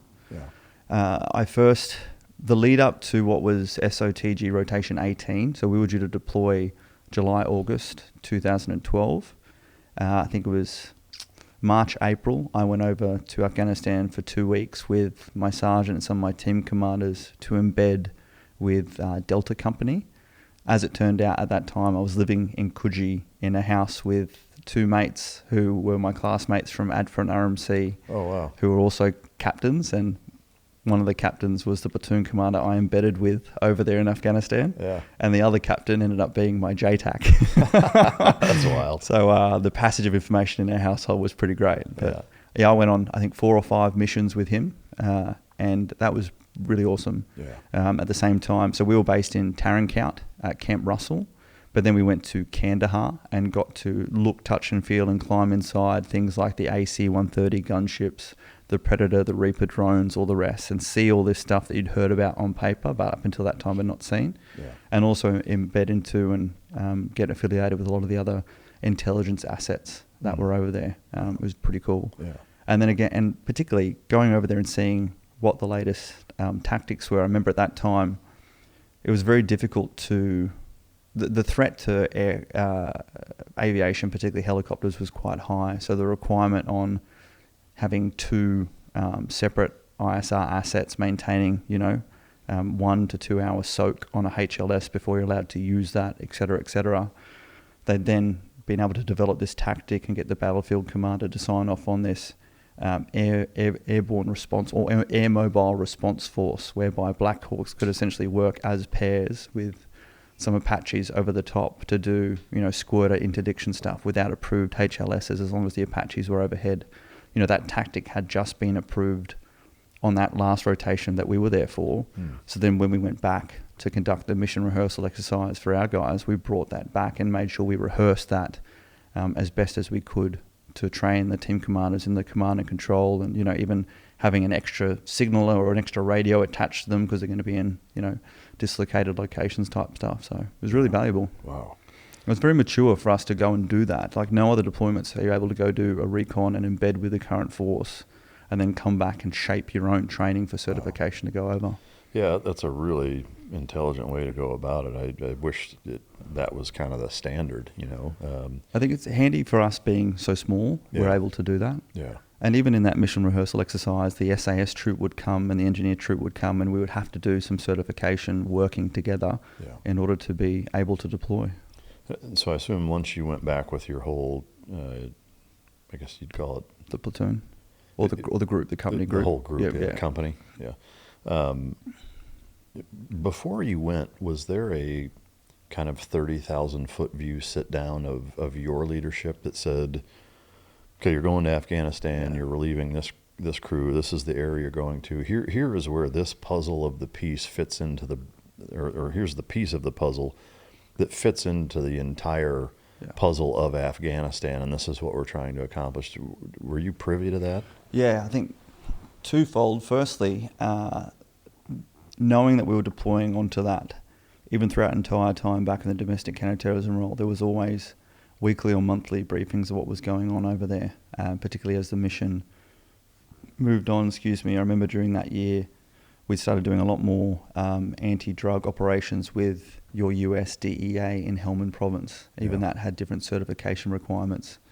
And I remember even when we then were doing training back in Australia, developing different demolitions that were able to cut through the drug presses, the poppy presses they were finding and all the rest. We were already doing that early, but particularly when we came back from that mission rehearsal exercise, there was the intensive briefs that went into it. As a commander, it was me really developing that command philosophy for the platoon, really refining what our missions were, deploying where we were, there were 2 roles, 2 platoons deployed, and one role was directly partnering with the DEA and operating in Helmand, conducting the counter-narcotics, the Nexus operations, the Macanuel operations, and the other one was conducting the China-Taiwan operations, which was the counter-leadership insurgency interdiction within Kandahar and Uruzgan province. And I wanted to do that. That's how we got embedded with my classmate over there. And that operational tempo saw us partnering with the US assets based there at Tarin Kowt, whereas the other guys would be partnering with the Marine Air Wing based in Helmand province. And that was sort of one every week, and this was one every couple of days or one every day sort of operation. So it was him coming back, having those conversations as a command group with my other platoon commander and the company commander, and then briefing the guys on what our specific missions would be. And then at some point we're going to switch and rotate over as well. I imagine, of course, when faced with I can destroy heroin-making equipment or go after high-value targets, that's pretty easy. Well, you end up doing both, I guess. But well, this is it. And I was... Nothing hits home like home cooking. And honestly, as someone who spent years eating whatever was in front of me whenever I could get it, sitting down to a real meal at home means something to me now. HelloFresh has made that easier than I expected. They sent me meals to try, and the thing that got me was just how simple it actually is. Everything shows up at your door, pre-portioned, ready to go. No running to the store, no wasted ingredients, no figuring out what's for dinner after a long day. You've got over 100 recipes to choose from every single week, including more than 35 high-protein options, Mediterranean meals, and even GLP-1 friendly choices if that's relevant to you. The ingredients are legit too. Sustainably sourced seafood, antibiotic and hormone-free chicken, seasonal produce, and they've even added grass-fed ribeye steaks. This isn't sad weeknight food. This is food worth sitting down for. If you've been trying to eat better and cook more at home this year, HelloFresh makes it easy to actually follow through on that. Go to HelloFresh.com/MikeDrop10FM to get 10 free meals plus a free Zwilling knife on your 3rd box. That's HelloFresh.com/MikeDrop10FM. The offer is valid only while supplies last. Free meals applied as discount on your first box, and new subscribers only, and it varies by plan. A lot of the operations into Helmand were company operations anyway, but primarily planned by that lead platoon. So I sort of knew we'd be doing that anyway, and particularly seeing the innovation that was being brought into the tactics, like I said beforehand, with the air mobile vector force or interdiction force and the approvals, they're able to shape some of the battle space tactical approvals. I really saw that as being a more exciting opportunity there. How long is it a even split, 6 months, 6 months? It was meant to be, then we ended up staying on. It's more of a 10 and 2. Yeah, well, we were deployed for 5 months. Once you reach a 6-month deployment in Australia, they have to give you a return home 2-week pass. Special Forces didn't get that, so they deploy us sometimes, 5 months, 29 days sort of stuff. Yeah. But there was a point where we were meant to, but we just ended up sticking with it. Also, because as you can imagine, you've also built such a great relationship with particularly those assets. Yeah. I'm still friends with some of the pilots and the operations officer of the Black Hawks I flew with. When I had my court case and media battle later on, they literally conducted interviews and provided information and support. At the same time, I also had a great relationship with the US DEA commander and his team, and because we would go out there on company tasks, but specializing in tactics as opposed to swapping over halfway to be a fair split. Like, we're dealing with life and death missions here, so it was smarter to specialize. Yeah. Can you get into some of the operations that you went on in that? Absolutely. It was a lot of it was dictated by the assets. So there was always a constant list, be that the JPEL list through to high and medium value target lists of insurgent leaders, commanders, also just pockets of insurgents, tracking where they were bringing in weapons and caching weapons and making IEDs and all the rest. Being over in Afghanistan was so impressive to see a lot of the stuff we get to see in movies, satellites and intelligence, and anyone who's got a smartphone and thinks that they're safe has got another thing coming, but as long as you're just doing the right thing. But I openly say it was unfair. The level of intelligence we had, you could spend 2 weeks or 2 months tracking and developing a target, switching a dude's phone on, listening to him, all the rest. It's all open source information these days. Plus working with 3-letter agencies, assets on the ground, human intelligence. So we would plan up and develop these target sets and wait for confirming intelligence to fix their locations and then fly out and conduct missions to capture or kill them. And we honestly did go out there to capture, given every single mission we flew on, we had to fly with our partner force, which was the Afghan Special Police. And if they didn't want to bring them back, then one of your intelligence assets wanted us to bring them back to hand them over to be exploited for intelligence.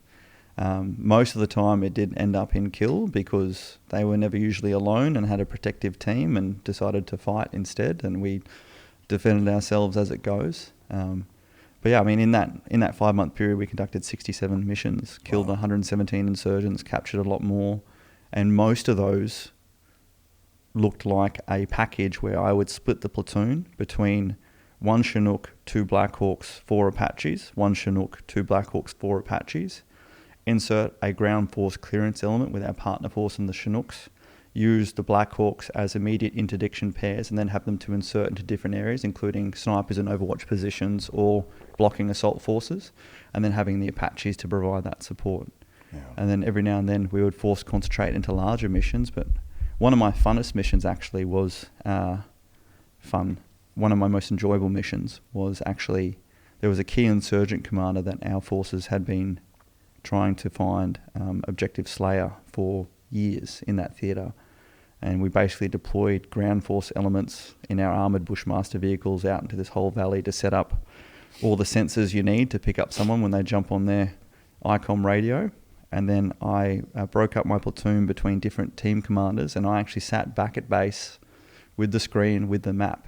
And over a 3-day period, after working with our partners to approve about 100 helo landing sites, pre-soak and all the rest, just started conducting operations in order to get the insurgents to talk, to get this guy to pop, for us to then go after him. In the military, you have the OODA, the Observe, Orientate, Decide, Adapt. This was the ASDA, Act, Sense, Decide, Adapt or Act as well. And particularly for me, I didn't have the greatest relationship with my company commander. My company commander had been from an era in Afghanistan where he'd been primarily vehicle operations born, and a lot of the missions that we were conducting kind of didn't need the company headquarters to come out and do its function, but there was, in my opinion, a bit of the company commander wanting to get his time on the ground, which often also resulted in some conflicting fires and issues as company headquarters just moved freely around the battlefield within platoon boundaries and not telling the platoon type stuff. So a part of that mission was also me showing the commander that sometimes, the role of the leader is to be in a position to best support his main effort, not to be the main effort. Yeah. And to also be able to develop the experience of my commanders. I had, my senior team commander, as the platoon commander of a half platoon that I bolstered him with even more in partner force and whatnot. He had a team of 40 on the ground, and just to see the confidence and the development it gave him, you're always there ready with a QRF to support him, but it was brilliant. And it's hard for a lot of people to understand how important it was for us to also use that as a training opportunity. Given we had such incredible overmatch, arguably, if we did get into the thick of it, I sort of say we could call in the finger of God if needed be to help resolve issues. Yeah. Plus a QRF on top of that. And it was the prime opportunity in a very dangerous environment to really push and enable my team commanders to grow in their professional development. I know they really enjoyed that, and it was great for me to also really appreciate where a commander needs to be, as opposed to, once I had a few of my own battles and achieved my Maslow's level of self-actualization, you're kind of like, hey, cool, let's see what other opportunities this develops, because we're going back onto the next role and the next role. And the better I can make these guys as individuals and teams, the better our overall capability is. That is the top rung on Maslow's ladder, correct? Yeah.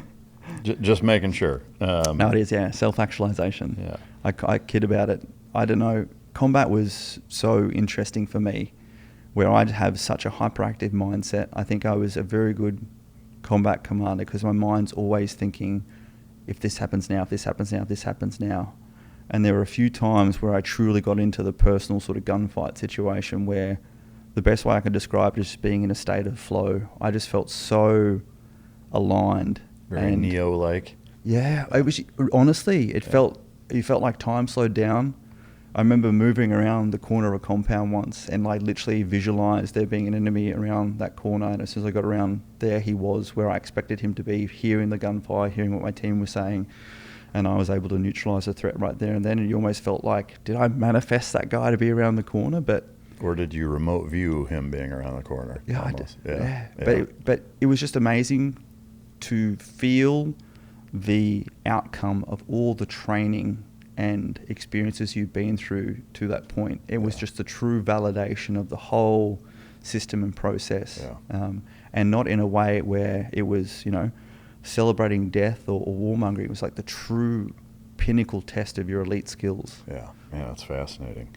Two questions, kind of logistically. Was there an average number of operators that you would take on these missions, and were you using U.S. air support primarily? Yeah, so it was interesting during this period, 2012, we were starting to draw down, and even to get mission approvals, we had to maintain a ratio of partner force to operators.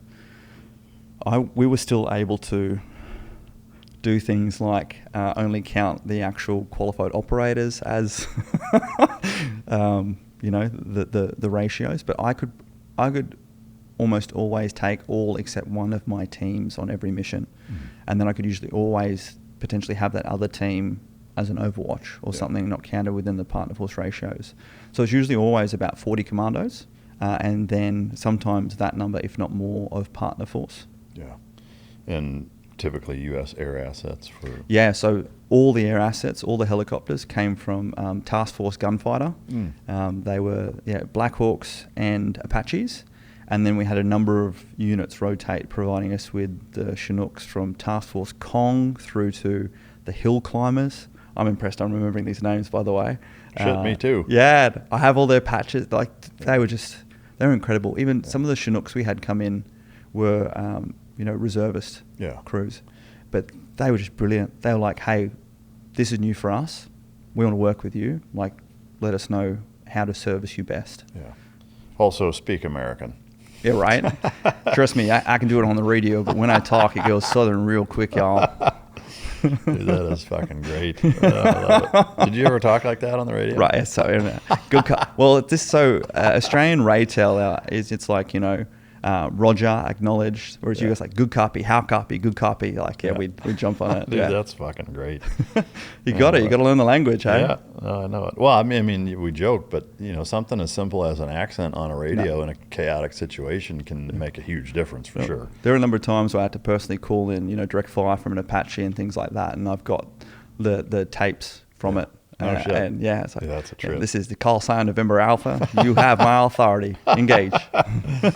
Like, who's that fucking Southerner on the ground? Who's the confused Southerner? Right, that's it. That's awesome. That Heston guy. Well, my mother named me after Charlton Heston. Oh, really? She had a crush on Charlton Heston, as you can imagine, from my cold, dead hands. Yeah. So most of the Americans enjoyed and appreciated that as well. Oh, I'll bet. Yeah. That's priceless. Do you know if did Australia have any air assets in country? We had, I think, 2 Chinooks.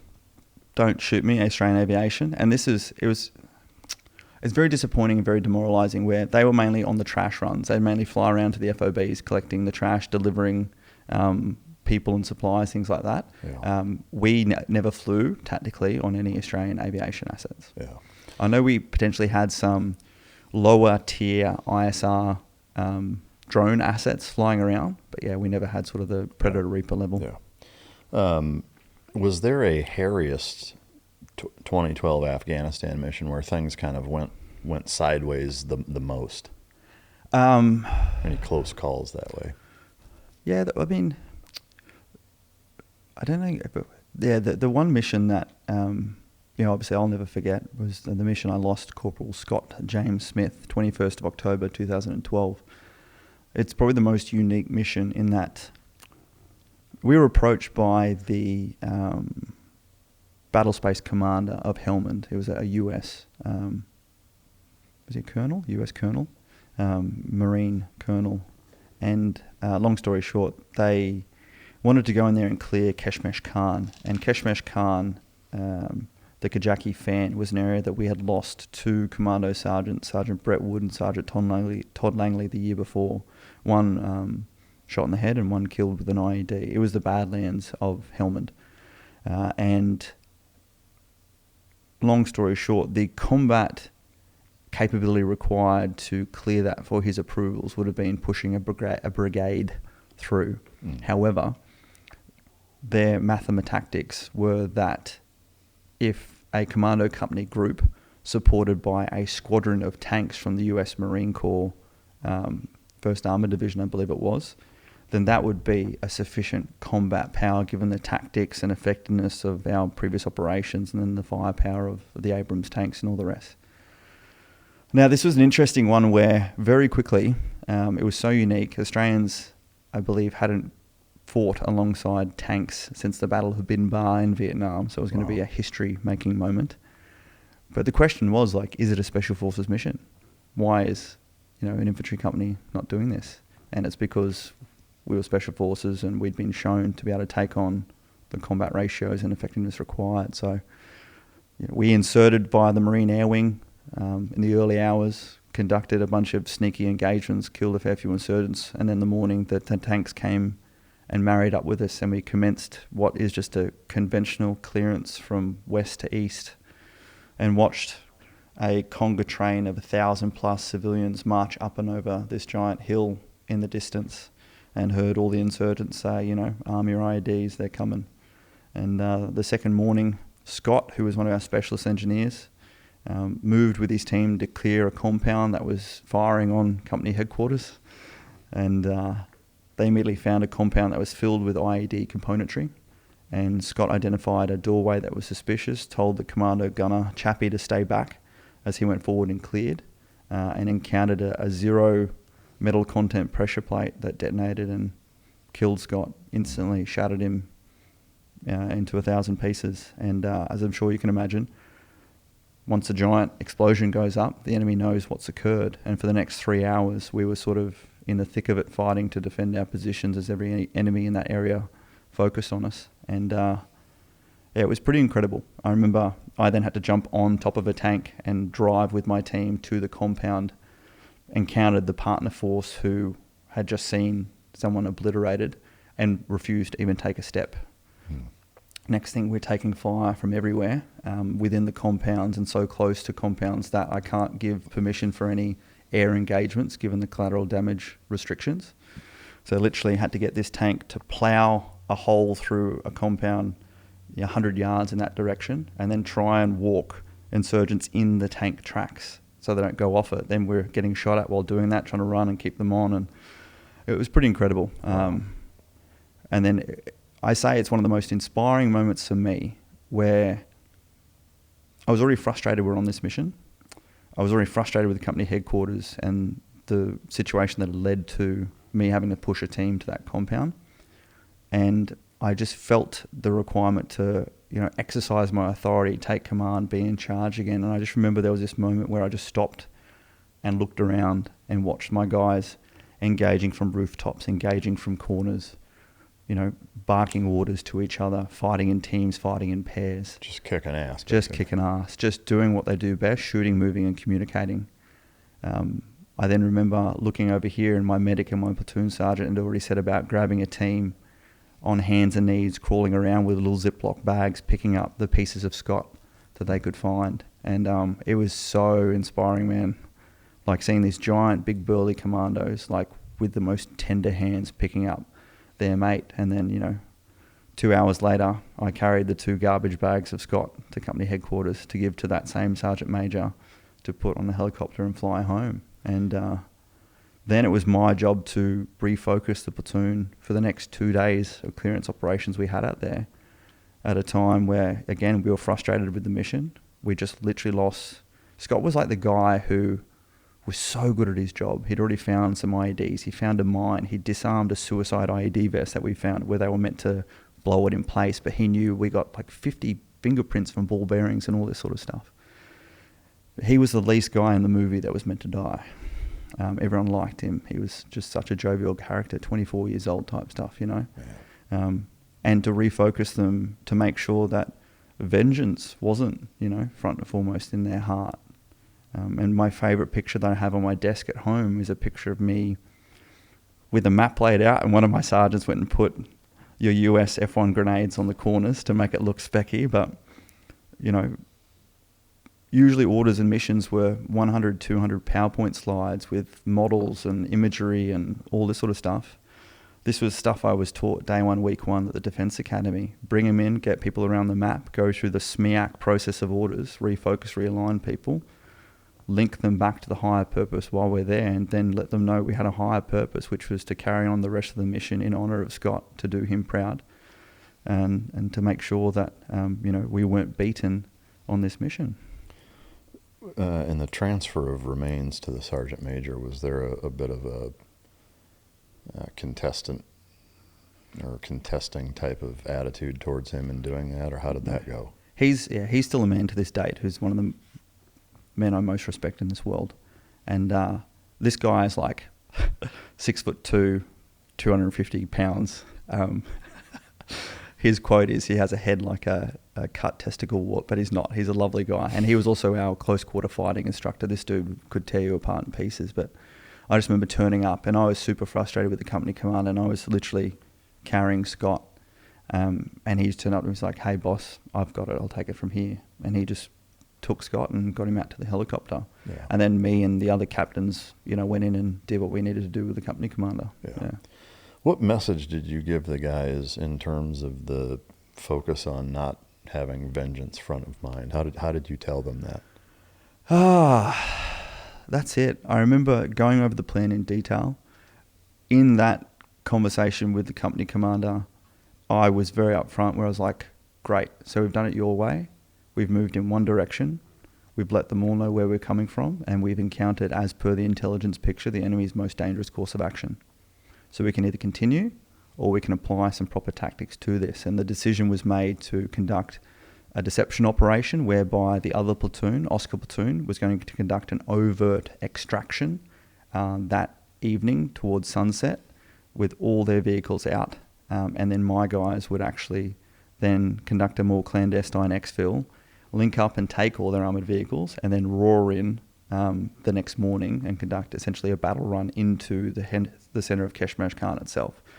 So I was able to come back first and foremost and brief them on, you know, the situation has changed, the plan has changed, and present a pretty impressive main effort tasking for them. And then it was just connecting with them on a human level. You know, I'd just been with them the last 3 hours fighting and picking up and taking Scott back, and I allowed myself to show some of the emotion, and it wasn't crying, it was probably more passion in the eyes, like, hey, I know we're all hurting, Scott was one of us, I know we're all unhappy with this mission, we've just negotiated, the mission has changed. This is also an area that claimed 2 of our commando warriors last year as well. We are here for a reason, our mission just got more important and just got reinforced. Our actions here and now will be those actions that we will remember, and that will either be in honour of Scott or will embrace the evil that lies within us. And we also, and it was fascinating for me because this was October, we conducted probably about 50 missions as a platoon before then. It was some of the first time that I really got to see some of my guys perhaps considering their mortality. I could see and look at my guys, and as opposed to seeing their presence in the front of their eyes and the front of their face, I could see them behind their eyes and having a think. And, you know, thinking about their kids, thinking about their families back home, thinking about how every step we took was now in the enemy's most dangerous course of action. And it was just linking them back to the basic tactics of how we'd be moving. We'd be on top of the tanks. We'd be moving, you know, away from the current predicted line of entry. How I wanted team commanders to go and make sure that they, you know, were checking all their electronic countermeasure devices, how they were really focusing on having the engineers lead with this, noting that we're encountering no metal content, pressure plates, the spacing, all the rest in this. Just going over the micro stuff. But in particular, it was linking them back to that higher purpose, which was first and foremost a mission. But now, in my opinion, we had just as high a purpose, and that was to carry on that mission in honour of Scott. Yeah. And to achieve it the way in which he would be proud and that we would be proud as well. Yeah, it's powerful. What a hell of a speech. As you wrapped up your time there, you guys went home and into the next block. But I'm curious, as you were coming home, was there any type of decompression time or intentionality with how you were coming home? That's one of the things that the U.S. military has struggled with quite a bit. Going back full circle into the original part of this interview, we talked a lot about, Spartan and even Roman, military personnel and kind of how intentional they were about the decompression phase. Now also purely because of logistical inability to do anything else, the several month trek home in a non-combat environment where you're outside with your guys, hunting, sitting around a fire at night, not fighting and having that, long journey back before you're integrated into society. Whereas now it's a 12-hour flight and you're in the middle of downtown, whatever town you're in. Yeah. Was there talk? Was there a process? Does the Australian government and military prioritize that and do a decent job at recommitting you into society? Yeah, good question. Decompression is definitely something that's mentioned, and it involved us flying back to the Al Minhad Air Base we maintain outside of Dubai in the Middle East, where we all sort of deploy from. It's been sort of a week there going through the defurbishment of your equipment, handing back, signing things back in, doing a meeting with a doctor and with a psych. But it was all box ticking, the psych's like, how was it? You're like, yeah, it was fine. Share your feelings. Yeah. You lost Scott. What was that like? Yeah, really bad. And what's your plan? And so we were all going back, and then you were on 4 weeks of stand down. And it was over Christmas, New Year's, things like that as well. But you're back home with your family. And Yeah. And I had a plan. I was going to go back to my place in Sydney, drop my gear off, and then going straight overseas to the US for a 2-week trip with a bunch of buddies from a different company into Commando. And I just let them know that was my plan, and they were happy with that. Yeah. One thing I wanted to ask during that deployment, was your primary rifle system a Steyr, or were you guys using M4s? Oh, no. So M4. So we deployed with the 5.56 M4 and then also the 7.62 417.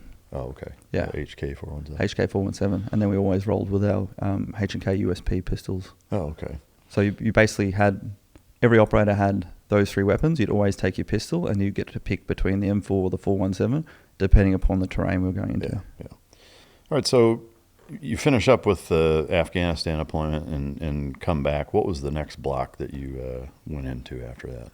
Well, I had my decompression was, again, 4 of my mates. We came over here to the US and Mexico for 2 weeks. It was great fun. And then I, kicking and screaming, became the company XO, so the senior captain. I asked to stay on as a platoon commander, but we rotated on to AFO, Advanced Force Operations. So we were pretty much tasked to conduct training and engagements in the Asia Pacific region. It was pretty good. It was an interesting time because the oncoming got a new company commander. He was actually the company XO of the Commando company that oversaw us during selection. Ray, I get along with him very well. Huge brain, super smart guy, and knew how respected I was within the company and how much I didn't want to become XO. And he sort of sat me down early on and said, hey, look, the relationship I want to have is I want to really be working up and out, as I say, on the business, on the company. There's a lot of engagement with the wider Defence Force. We need to do some embarked operations with Navy, really time with the Air Force, because force projection via air and sea was a big part of our deployment requirements should we be called upon. And for me to really work with supporting the new platoon commanders and the day-to-day running of the company, which was great.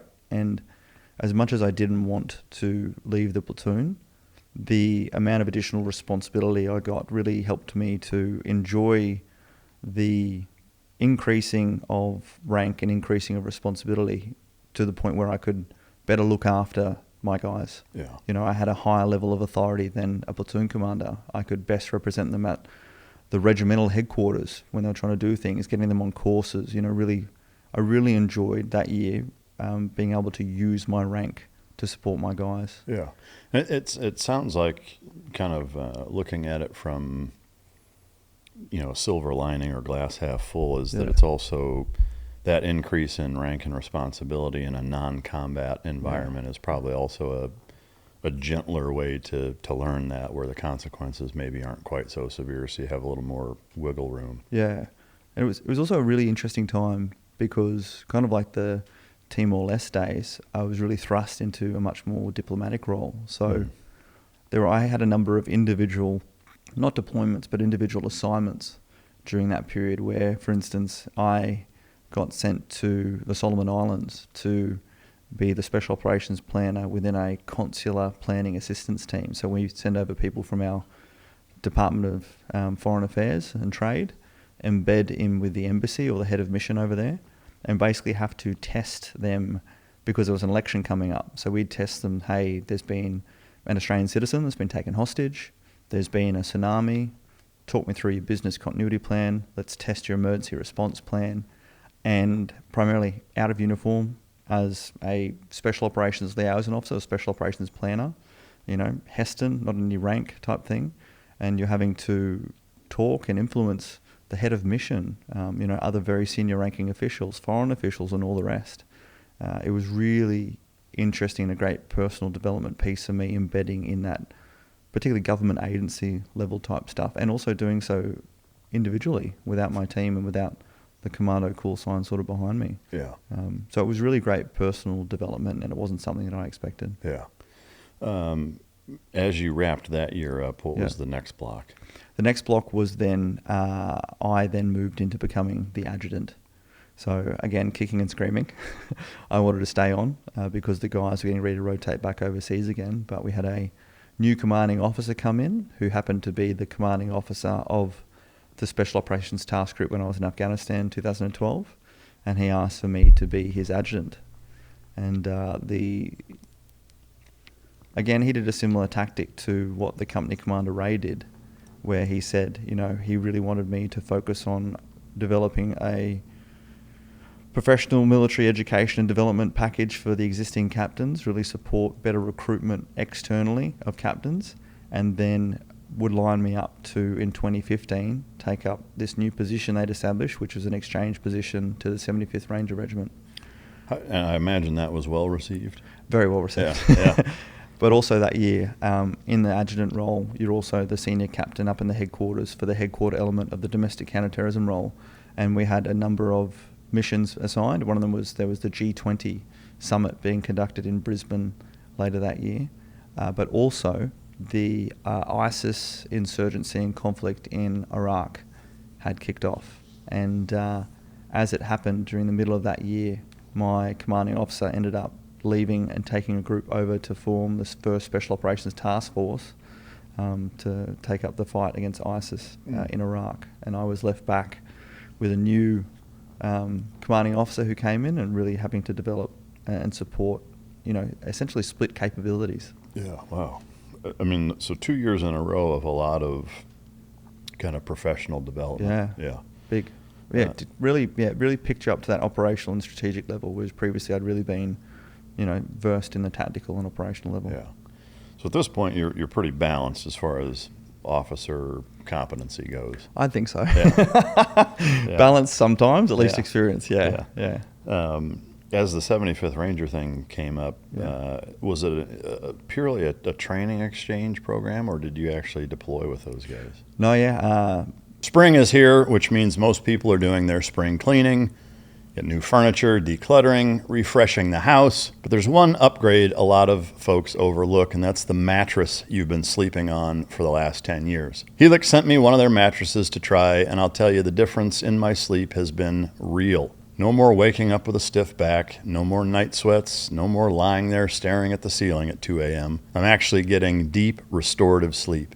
And when you track your sleep at all, you'll see the numbers back it up. Helix ran a study where 82% of participants saw an increase in their deep sleep cycle. They're the most awarded mattress brand out there. They're tested and reviewed by Forbes, Wired, you name it. They've got a sleep quiz that matches you with the exact right mattress for how you sleep. You got free shipping straight to your door and a 120-night sleep trial and a limited lifetime warranty. Zero risk. Go to helixsleep.com/micdrop for 20% off, and that's site-wide. That's helixsleep.com/micdrop for 20% off site-wide. Make sure you enter our show name after you check out so that they know that we sent you.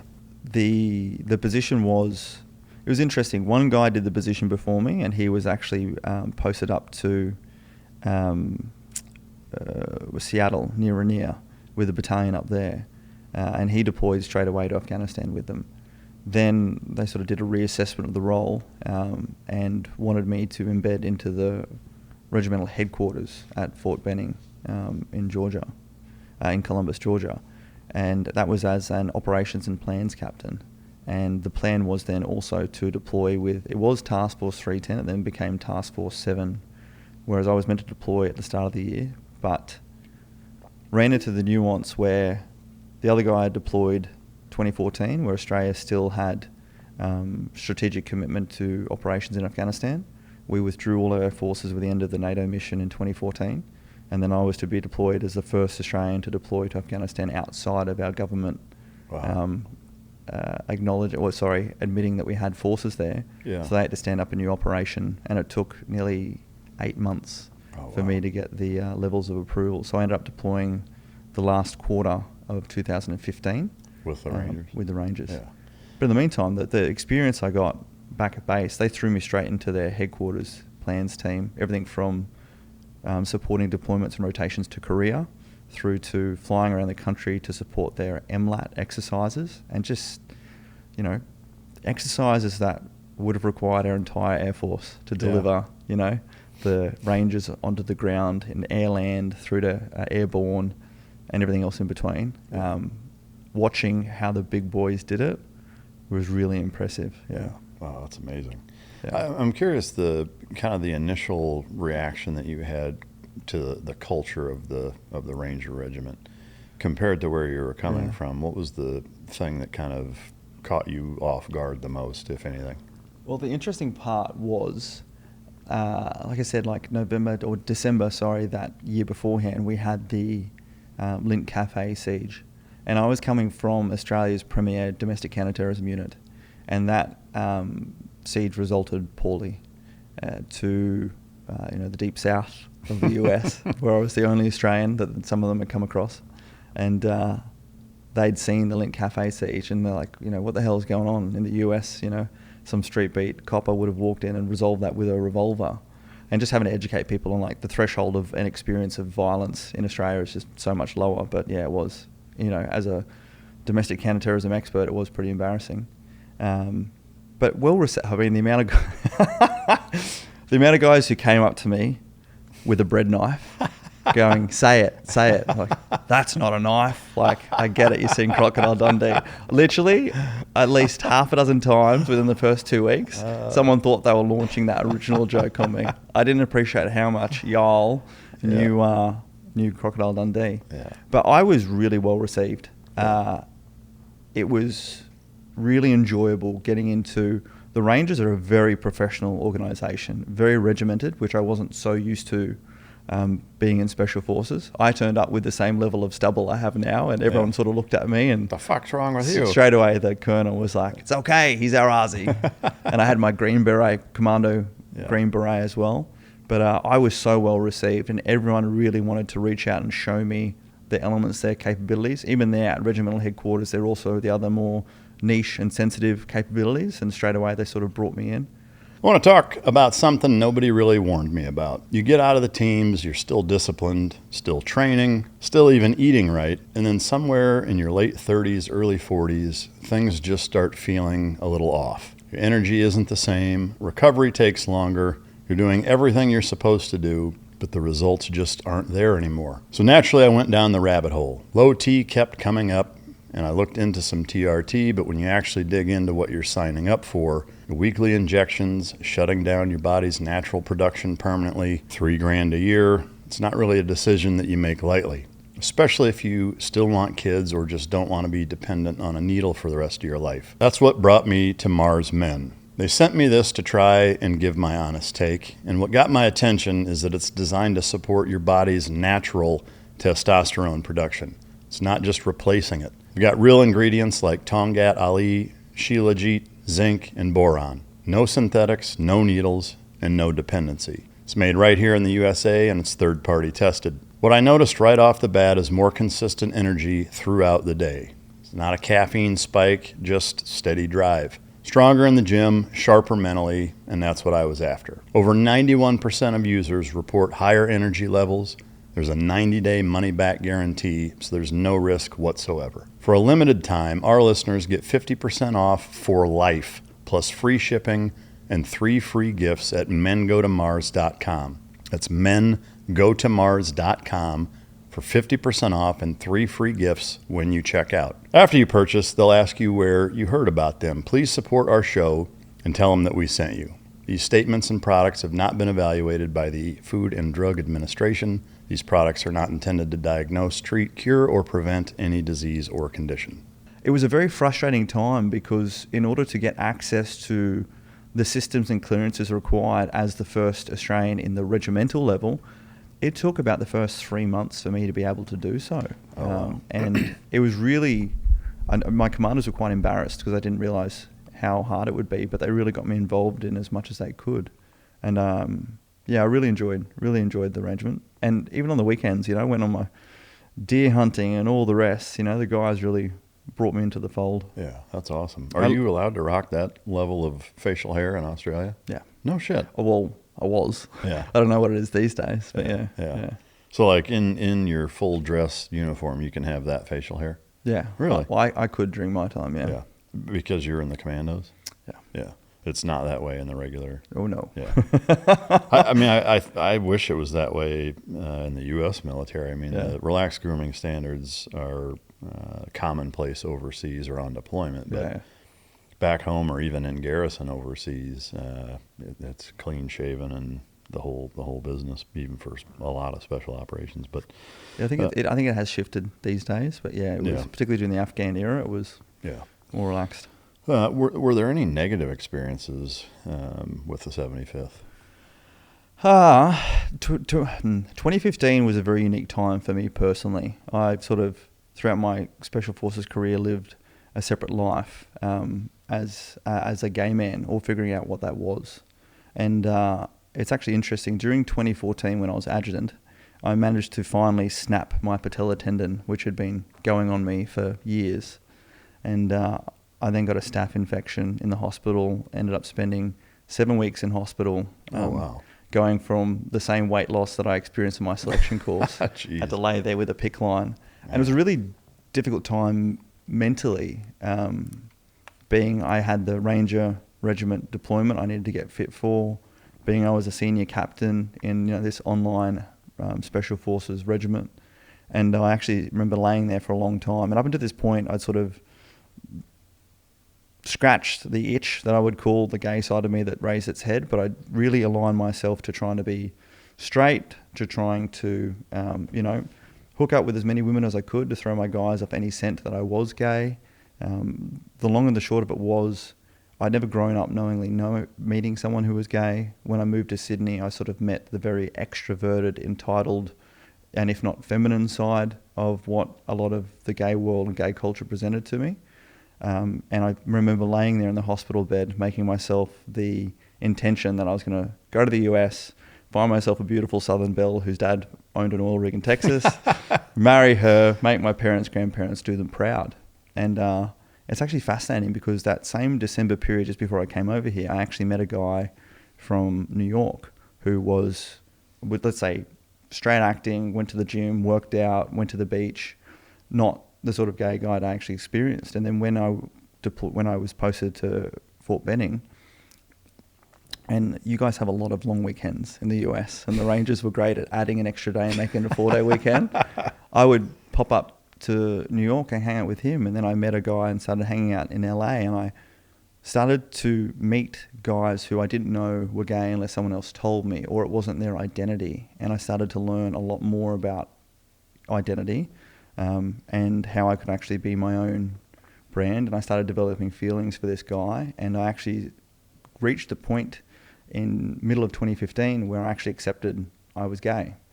And my sister at the time was living in Banff in Canada, and I flew up to her on one of those long weekends, and I told her that. And my sister's one of the wisest, most beautiful people in the world. She's a nurse these days, but I remember we're going for a walk on this beautiful frozen lake, and I said to her, "Hey, what would you say if I told you I was gay?" And she stopped, turned back and said, "Are you doing anything illegal, or are you hurting anyone?" I said, "No." She's like, "Are you happy?" And I said, "Yes."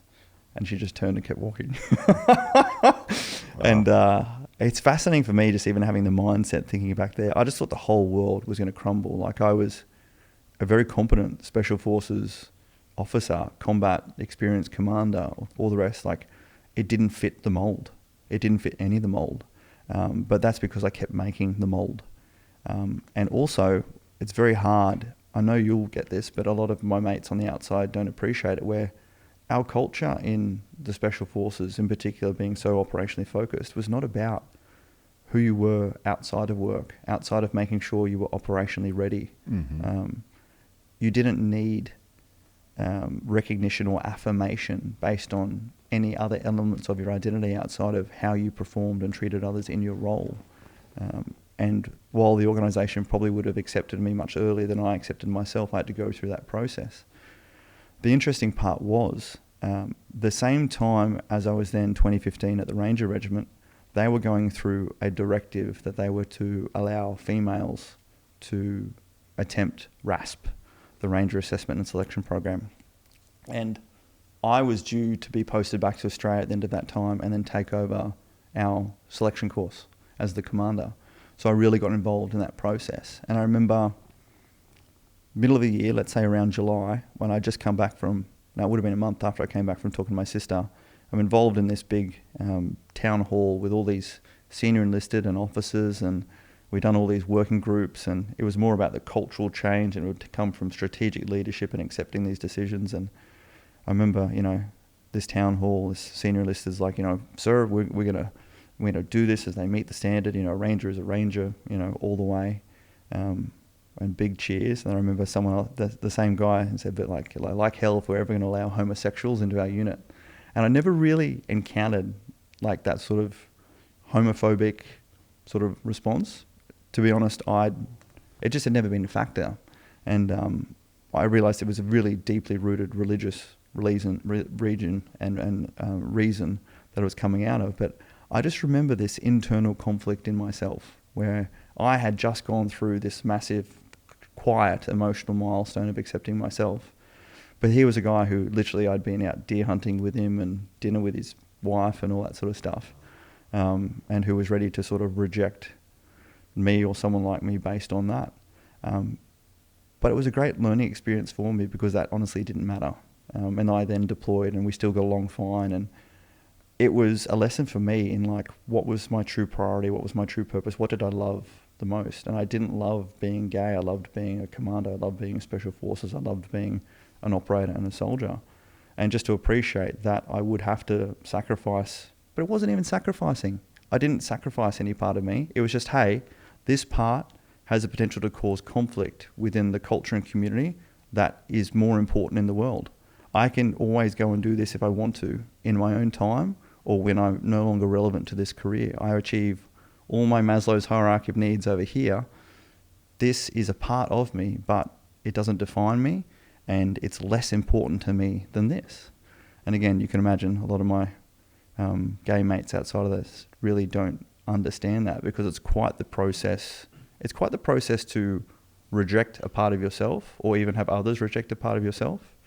And it's very easy for people to then overcome that and go to a place of entitlement and I deserve and I need to make up for this. Whereas I was very fortunate to be in a system that was actually about responsibility and service before self. Yeah, that helped that's me. fascinating. Is Australia militarily, do they have any type of similar historic stance on the way it used to be, kind of the don't ask, don't tell, or is it more open there? Or? No, you guys definitely had don't ask, don't tell for a lot longer than we had. We weren't allowed to be in the services if you were gay. Never during my time was it. The unique circumstance for me is that I never knowingly met another gay person. No special forces person in the commandos or officer in the special forces was publicly gay. We were also in a unique time in Australia where 2 years later we were coming up to our gay marriage vote type position, and I just didn't want to be the first. I didn't want it to... I had stigmas about being gay. I didn't want the guys thinking, is the boss checking me out in the shower? You know, you can imagine some of my mates, gay mates, are like... There's actually a funny moment when I finally got out of the military. I actually posted a picture of me in my uniform on like my discharge date with my service dress and medals, and nearly all of my mates had no idea I was in the military because you weren't allowed to tell them in the special forces. And they were like, oh wow, you know, what was it like being around other hot guys like this? I'm like, you don't it's like, you don't understand. Like there's complete separation. They're your brothers, they're your family. Like, and I just appreciated it's hard to push through those stigmas and there's no relevance for it. So I just made the decision to, again, do what we do and place the mission and team before self because that was more important to me. I can imagine the difficulty just in balancing all that. And I can understand that perception on either side. And that, you know, if I think about women in the SEAL teams and shared everything accommodations wise, I mean, to me, that's the biggest, I would say, hesitation or pushback I would give, just knowing how the guys are around women and how distracting that is. I can understand that being a concern or a question maybe. Yeah. But, you know, the way that you kind of walk through prioritizing, you know, I think is really amazing how you managed to rationalize everything in the way that you approached it. Did you experience any pushback from any of your former comrades or teammates once you did come out where like any of them were like, dude, what the fuck? Or was there any of that? No, again, in my mismanagement of my different identities, I left the military 2019 but I took long service leave and everything before then, and I actually went and lived with my partner at the time in LA, and I basically left my military identity completely and then became my identity with my partner. We brought the fitness brand Barry's Boot Camp we have here in the US to Australia. He was an instructor in that in LA, and I really became this new identity as I transferred from one identity to the next. And because I wasn't comfortable in trying to put the two together. I remember in Afghanistan 2012, one of my soldiers, he was nearly 10 years older than me, married with 4 kids, you know, coming into my office like, hey boss, can I have a chat with you? He's like, yeah, closed the door, sat down, just started bawling his eyes out. You know, his wife had taken off with the neighbour and, you know, was divorcing him and all the rest. That was the sort of vulnerable connection relationship I had with these guys, where they knew they could confide anything in me. I had one of my soldiers on the tactical assault group period come to me and say, hey, I have testicular cancer. I need to go have treatment, including getting it removed. Can I go do that? And we tell the guys something completely different because I'm not ready to face that, you know, and we did that. I then made up this narrative in my head that all of a sudden for my guys to then realise I was gay would make them think that I've been lying to them the whole time, where integrity is the number one value of our team. So the easiest way for me to do that was to completely move on and avoid trying to put the two together and just live a new life where I was in love and I felt feelings for the first time that I'd never felt before, and that was more powerful to me than what I'd accomplished. What I'd done was my accomplished mission identity, and now I was moving on to the next. But I remember I got invited to a wedding for one of my soldiers, and I went by myself, and I never came out. Like, I never posted on this. My post on Instagram was, these have been my years of service, and I'm really thankful for them. I told my mum, I told my sister, and then I just got to the point where if people asked me, I'd say yes, but barely anyone asked me, because I kind of present like this. I kind of present without sexuality being a key element of my identity, essentially. And I was at the reception of that wedding, and the wife of one of my soldiers from November Platoon came up to me and said, "Hey, we sort of heard that you might be gay. Is that true?" I said, "Yes, absolutely." She's like, "Yeah, most of the guys put two and two together because I'd, posted stuff on Instagram with my partner Blake at the time or whatever." And the next thing, throughout the night, a bunch of my soldiers kept coming up to me after, having a bit of Dutch courage with some alcohol under their belt. And to the man, the conversations were something similar like this. "Wow, we had no idea. We wish you had felt comfortable sharing it with us." And I let them know I wasn't comfortable with it myself. I kept myself in the closet. And then it was like, knowing how difficult our job was, how much energy it took to perform at that elite level and all the rest, to think that you were holding any part of yourself back or applying energy into thinking you needed to hide any part of yourself, they found absolutely incredible. And they were just so complimentary to think, what was that like, having to have 1, 2 or 5% of you thinking about or being worried about holding yourself back. And it's just testament to the people they were to be able to think into that level. Yeah. I have this joke where there's some of this helmet cam footage of this. We had a pretty close contact into gore. I had my pistol shot off my belt, all this sort of stuff. And there's one scene where I get the guys to stop shooting as I run in front to go and do a flank on this enemy position. And I remember I was carrying my 417. I remember seeing me put my hand down and my wrists kind of do this running action out to the side.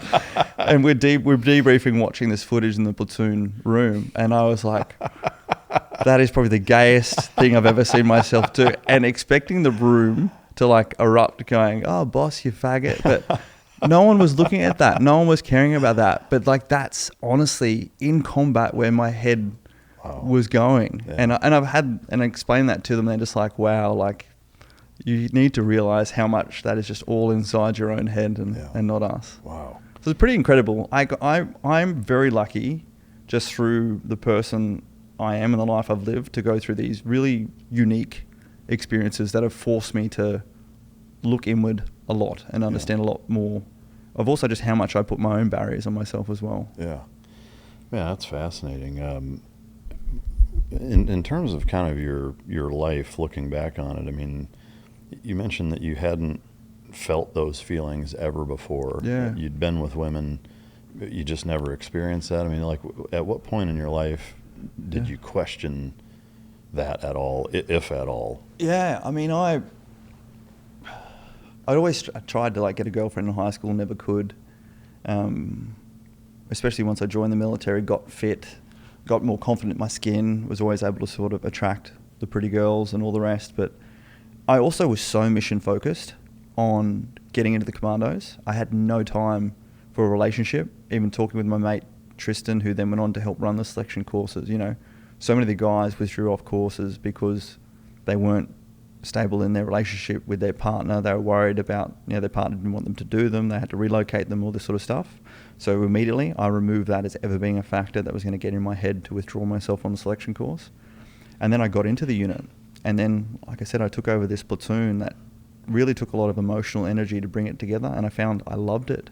And I never wanted anything to impact it. Like, I would be there before the sun was up in the morning and leave when the sun went down at night. And on the weekends, I'd catch up with the guys, or I'd rest, or I'd train, or I'd, buy food to meal prep for the rest of the week. There was no room for a relationship. I never wanted a relationship.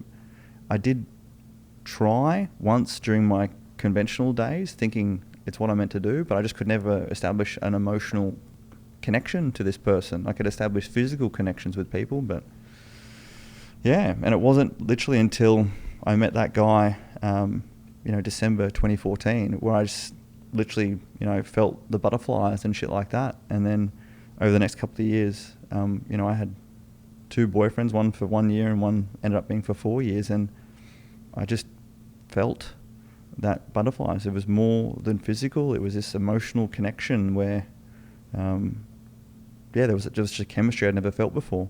Having said that, I was incredibly emotionally intelligent from all my military career and all the diplomacy and all the rest, but I was extremely emotionally immature in that I had never experienced feelings that were so enjoyable that it was easy to allow them to control me.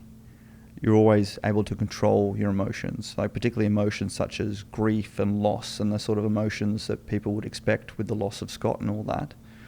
They sort of became inspiration and passion, whereas a lot of people ask, why did I leave the military? I was due to be promoted. We were out of Afghanistan. New leadership was coming in I didn't agree with, but I was also in love. And that last deployment I took to Iraq was the first time I was overseas and missed someone as opposed to being completely focused on the mission. And that's when I sort of realised that's sort of part of my path and where I'm meant to be as well. Yeah. So for your younger years, you know, adolescence and into early adulthood, did you kind of grapple with maybe I am, maybe I'm not, or were you just almost so not interested in any type of relationship? I mean, like at what age or point did it first kind of enter your mind where maybe I'm actually attracted to men? Yeah, it was like grade 11, 16. I started playing rugby when I was 15. And I just remember there was this guy on my rugby team that I just had this connection with. And it was just this very different feeling as well. And I found myself physically attracted. I didn't hook up with my first guy until I was like 18. And even then, it just felt like it was a physical thing that was just an itch to scratch. Even I write about this in great detail in my book. And when I was writing my book, I remember the publisher's like, do you want to write 2 books? One the military you, one the gay you. But I'm like, no, that's been my biggest issue, is trying to bring the 2 together. I'd leave, if I'd go and hook up with a guy from the apps, I'd park my car around the block, I'd wear a hat, I'd leave my phone and wallet in the car, I'd go recon the place first, have my exfil route sorted out. When I left, I'd spit the saliva out of my mouth type of stuff. I was kind of, shameful of what I'd just done. I was also brought up in a religious household, and I thought it was, the wrong thing. And I remember when I then got into Special Forces, when I passed the selection, that whole year on Rio and that next year, I didn't act on it at all. I applied so much of that mindset that got me through the selection course into trying to train myself to be straight. I openly say I pretty much tried to conduct my own conversion therapy, trying to make myself so attracted to women and not to men. And I sit here just having gone through that personal sabotage and experience going, people have the conversation of, it's a preference. It's like, hey, look, I tried so hard to be straight and I can't explain it, but it's just very real to me, and it is a part of who I am. Yeah. Were there points where you were in your earlier adulthood or at that same time, I guess, where you were actually physically attracted to women, or was it always a mask? Oh, I was attracted to women because I was meant to be attracted to women. Like, I didn't know any differently. It's the doctrine you're given. And it's only when you allow yourself to be curious and question why and what if, potentially. I've always found women extremely attractive. I have this overriding instinct also to protect and support women. Like, I have my mother and my younger sister, and I remember when we were going through the conversations of even bringing women into combat roles and the discussions with the Rangers, and I was like, I just automatically know that I would have a propensity to support a woman in need or a wounded woman before a man. I just know that that's in my DNA. I have this admiration, respect and love for women, and I enjoyed the physicality of sex with a woman and bringing them pleasure, but I just could not achieve that emotional connection to the point of when I finally experienced it with a guy, I was like, oh wow, like this is new. Wow. I was just worried that I didn't have that level of emotional capacity. Period. Yeah. Yeah. Wow. Is your father still alive? Yeah, he is. Yeah. How did he react to it? It took me a year after I told my mum and my sister to tell my father. That would be a hard spot for your mom to be in, I would think. They were divorced long ago. Sorry. Okay. Yeah. No, the That context. They divorced long ago when I was like 10 years old. In the book, I actually tell this story about the first time my father sort of caught me looking through the search history on the internet, looking at, gay things, and the very awkward conversation we had that sort of really put me back in the box and in the shadow. So I think it took me an extra year to tell him, because I was super afraid of what his response would be. He'd been, my primary military mentor through my career. We had a very different relationship now, both being, in the military and the experience I'd had. And he was a very devoutly religious man, particularly once he and my mum divorced. My father's always stood for their relationship, believed marriage is forever and all the rest. So I expected him to have the traditional religious rejection, but he was great. He really was. He's like, that's who you are, and I love you, and you're my son. That's awesome. And it's good. I actually recorded my conversation with him on the phone, and it was great. Wow. Such a relief. Yeah. Yeah. All right. So I guess, is there anything else that you want to bring up, because that is such a huge thing, that most people who are straight would, not even think twice about or take for granted. Yeah. Is there anything else that you want to share about that before we get back into Well, particularly given your US audience, the US was actually the number one place where I felt I love the US, and I have such a soft spot for the US, because it was just during that situation in 2015 where I actually felt so supported to accept myself, regardless if select other people didn't in their own DNA. And there's the what ifs. If I actually had have told them I was gay, would I have been the first gay person they would like? Who knows? Who cares? It's irrelevant to the mission. But I've always found my ability to bring my military identity and sexuality just simply as Heston Russell together in the US more than I have in Australia, because you guys also have so much more of an appreciation and understanding of your veterans. We don't have that in Australia. We don't do the thank you for your service and all the rest. And particularly in Australia, the gay community is traditionally on the very left-hand side of politics, and the military is seen on the right. And there is just this division where it's so much easier for me not to bring my military identity or experience into that area or element of society and life. And it's really been difficult for me, because it's the best version of me. And I've always been able to otherwise achieve that here in the US. Wow. Yeah. I mean, that's I'm surprised to hear that Australia is so much less kind of thankful for veteran service. We're also small. So our military, I think we had a census. There's 500,000 veterans in Australia, and the majority of those are 60 and above. Here in the US, it's hard to find a family where someone doesn't have a connection to a veteran in their family. Where it's more common in Australia to have families that have no military connection at all. That's it. I would struggle to name one or two of the members of the gay community I know who have some form of connection, let alone decent connection, to someone or experience in the military. Yeah. We also live in a beautiful, isolated nation that often struggles to appreciate why we need a military. They didn't have to viscerally feel things like Pearl Harbor, Twin Towers, the global war on terror, which is their entitlement, and that's great. But it's just they don't have the perspective, and they don't need to have the perspective. Yeah. All right. So moving back to the 2015 time, you spend a lot of logistics headaches with the 75th. Once you clear all those hurdles, you end up deploying with him. Is that when you went to Iraq? Is with him? No. Sorry, this is my fourth deployment to Afghanistan. So this is the new operation, and it was very cool. Task Force 310 was renamed Task Force 7 just prior to that, and this is the one I have to dance around. Deployed to their main location, which was just incredible, and then they deployed me out to FOB Scorpion, which is where we had the Ranger unit with the ODA team as well, training and working with the Katehas, which was, given my previous Afghan roles, working with Partner Force, it was a great job supporting those as well in an operations captain role. And then also they had a responsibility to train up these female Katehas operatives as well. And it was really, really impressive. Really impressive to see these women still restricted by the conservative requirements, including dress and all the rest, and going out there on tactical missions and pushing themselves. They were some badass women. It was very impressive. That's amazing. But then I kept getting pulled in. I had a good relationship with the commander, who was the CEO of 375 from Savannah, and he kept pulling me in to do bigger mission planning for their bigger missions. And even sitting there in their operations room, it's like a what's it called?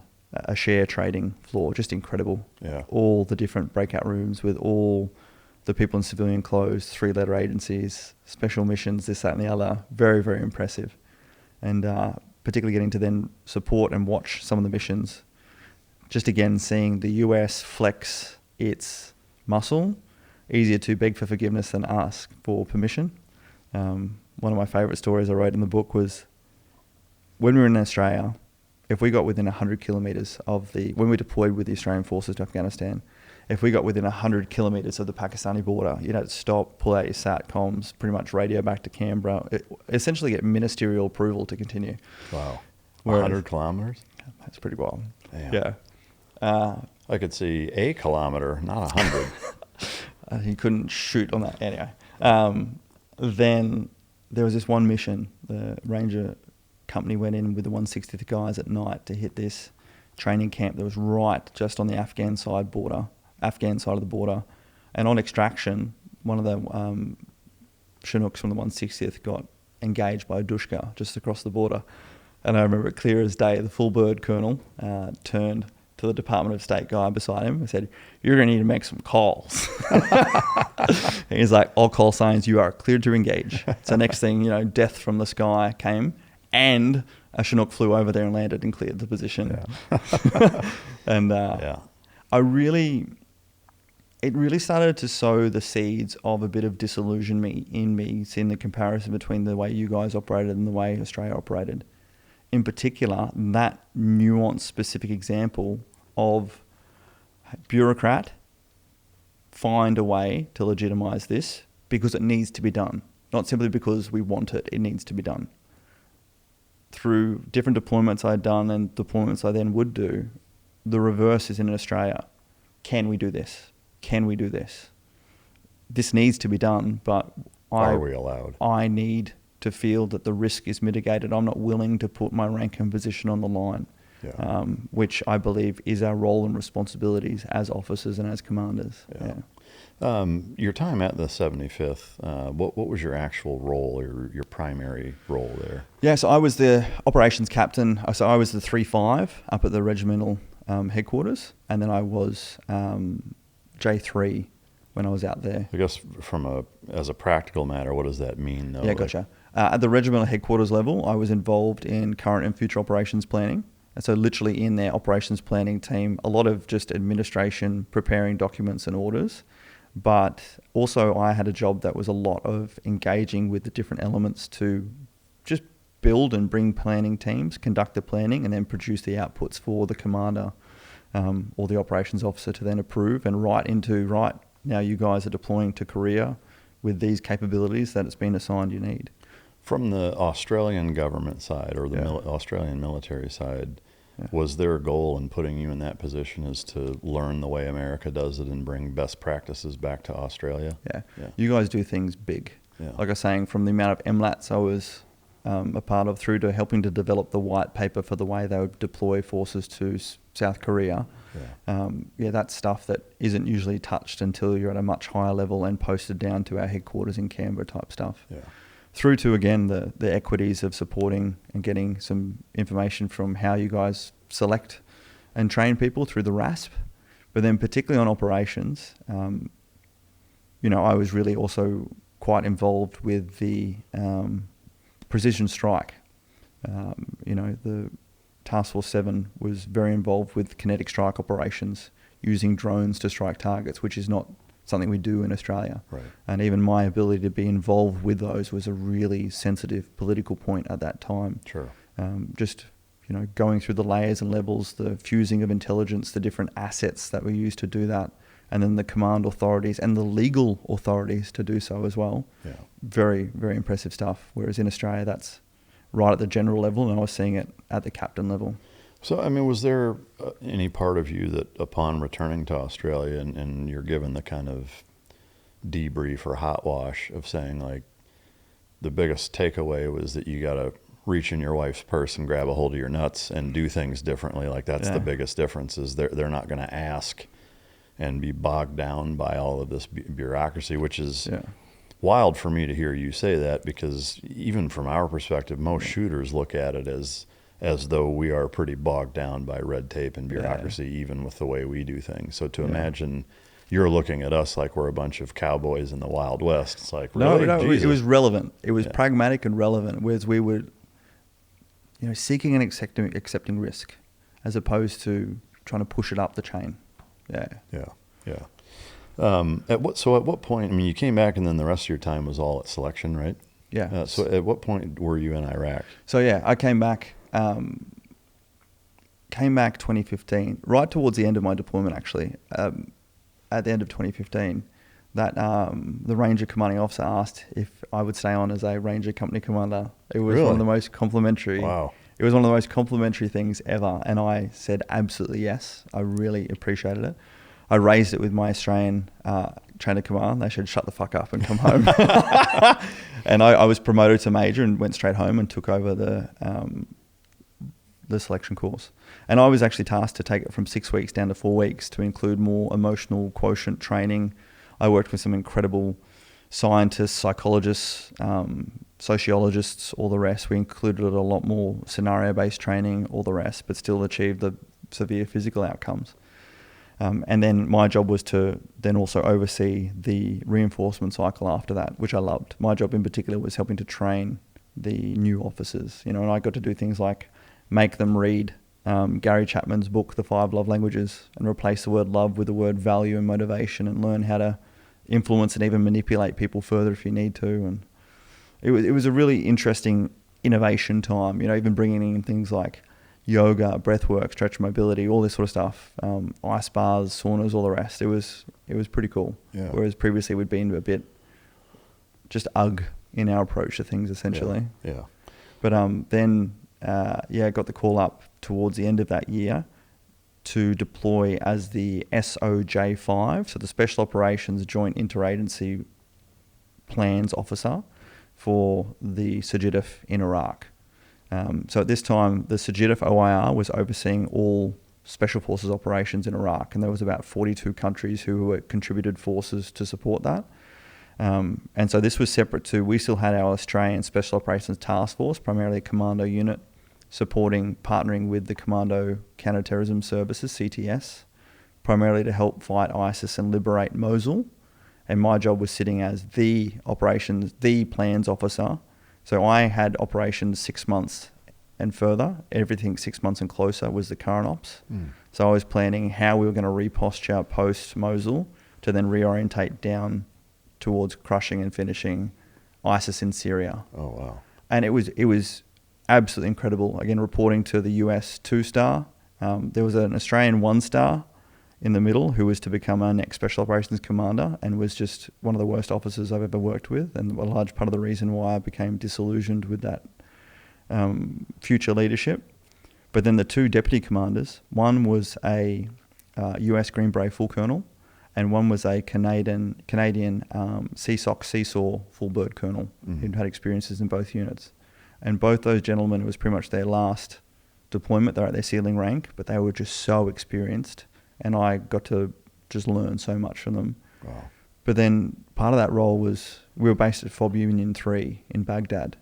I'd be going across the road to the US Embassy in plain clothes to sit in on planning meetings, how we're going to make sure that the Kurds are going to give up the ground once Iraq takes back Mosul and they don't start fighting each other. At the same time, we were supporting troops fighting on the ground alongside Iranian military forces. That's since been declared, but literally Iranian military forces. It was that bad. ISIS was that bad that it brought us fighting alongside Iran to help liberate that place. Which is really crazy to think about. Quite topical at the moment. Right now, yeah. I remember it was one of the most interesting periods where we were pulling up the geospatial planning, and there were Iranian armed drones flying over Mosul, supporting kinetic strikes. Yeah. At the same time, it was actually when ISIS had started the engineering and manufacturing of armed drones, like your little, gyrocopter drones dropping 40 mil grenades with cameras on the top, and having all the defense contractors come through, testing everything from ray guns, net guns. I think we had attack falcons come in as well. Wow. It was really, really interesting deployment. I think it further highlights how crazy that is, given not only what's going on now, but if you look back at the earlier years, or maybe if you want to call it the mid years of Operation Iraqi Freedom, at least from the American perspective, of how prevalent the explosive form penetrator IEDs that were streaming across from Iran, killing hundreds of American soldiers, and then just a few years later, they feel so threatened, disillusioned, what have you, or concerned about ISIS that they were willing to join the people that they were just trying to kill, not soon or not long before. But and they joined us. They were, I forget what their acronym now was, they were militia forces, but we all knew exactly who they were. Yeah, like all COODs and IRGC guys. It was fascinating though. Even in that one, I remember the briefings we'd have over at the US Embassy were, how are we going to then make sure that we're setting up Iraq to have their military equipment coming from the US and Israel, not coming from Iran? How are we going to make them dependent upon our lines of sustainment? How are we going to reposture after this to make sure there isn't, further instability? But even just the tension back then between the Iran and US, Israel, and even Saudi side of the house was so fascinating. Again, as a junior major, to be exposed to all that was really incredible. Yeah. Was there a single component that was kind of the most eye-opening when you witnessed that? I think being in those briefings, literally sitting in there knowing that these gentlemen in the corner were from Iran, preparing briefs towards the end of that tenure. I remember one of the main briefings, like my mission was how we're going to reposture down to Syria, preparing that for the oncoming President Donald Trump. Just being at that level of engagement as a captain was pretty incredible. Yeah. I mean, your military gave me the Defense Meritorious Service Medal for that mission, and it was so eye-opening to how really big the world is, and again, how well the US was at flexing their muscle and exerting their influence in the region. Yeah. Is that something you're allowed to wear on your uniform? Yeah, I mean, I got I think a third of my medals from the US. The Rangers gave me their Joint Service Commendation Medal in ARCOM, and they also gave me the Order of St. Maurice Peregrinus. You guys love giving out awards. But where we wear them, you wear them at the very end. Foreign awards you wear at the very end of your medals. Wow, that's cool.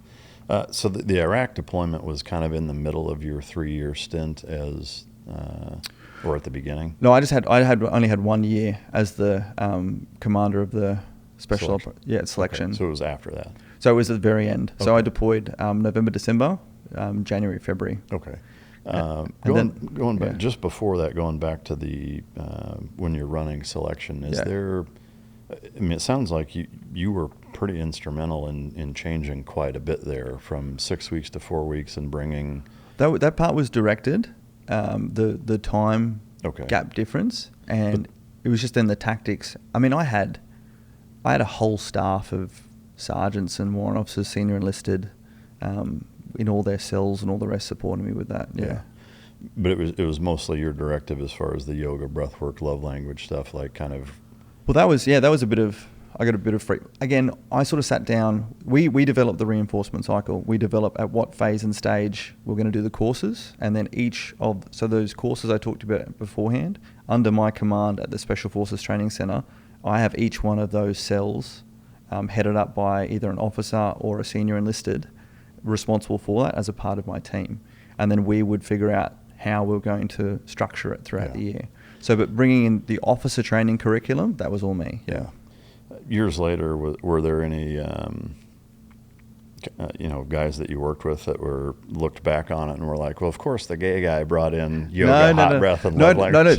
The yoga and the breath work is actually one of my senior enlisted guys. Oh, really? Yeah. He'd been doing yoga since before it was cool. So here I am being stereotypical. Yeah, there we go. See, there's a bit of stigma in there, is there? No. I just figure, people are always looking for a reason to connect the two. The love languages book, yes. Bust your chops about it. Yeah. The love languages book, yes, but once you talk them through that learning cycle, they all really appreciated it. Yeah. That's to me that's I got taught that by a ranger, the love languages book, actually. Yeah. There you go.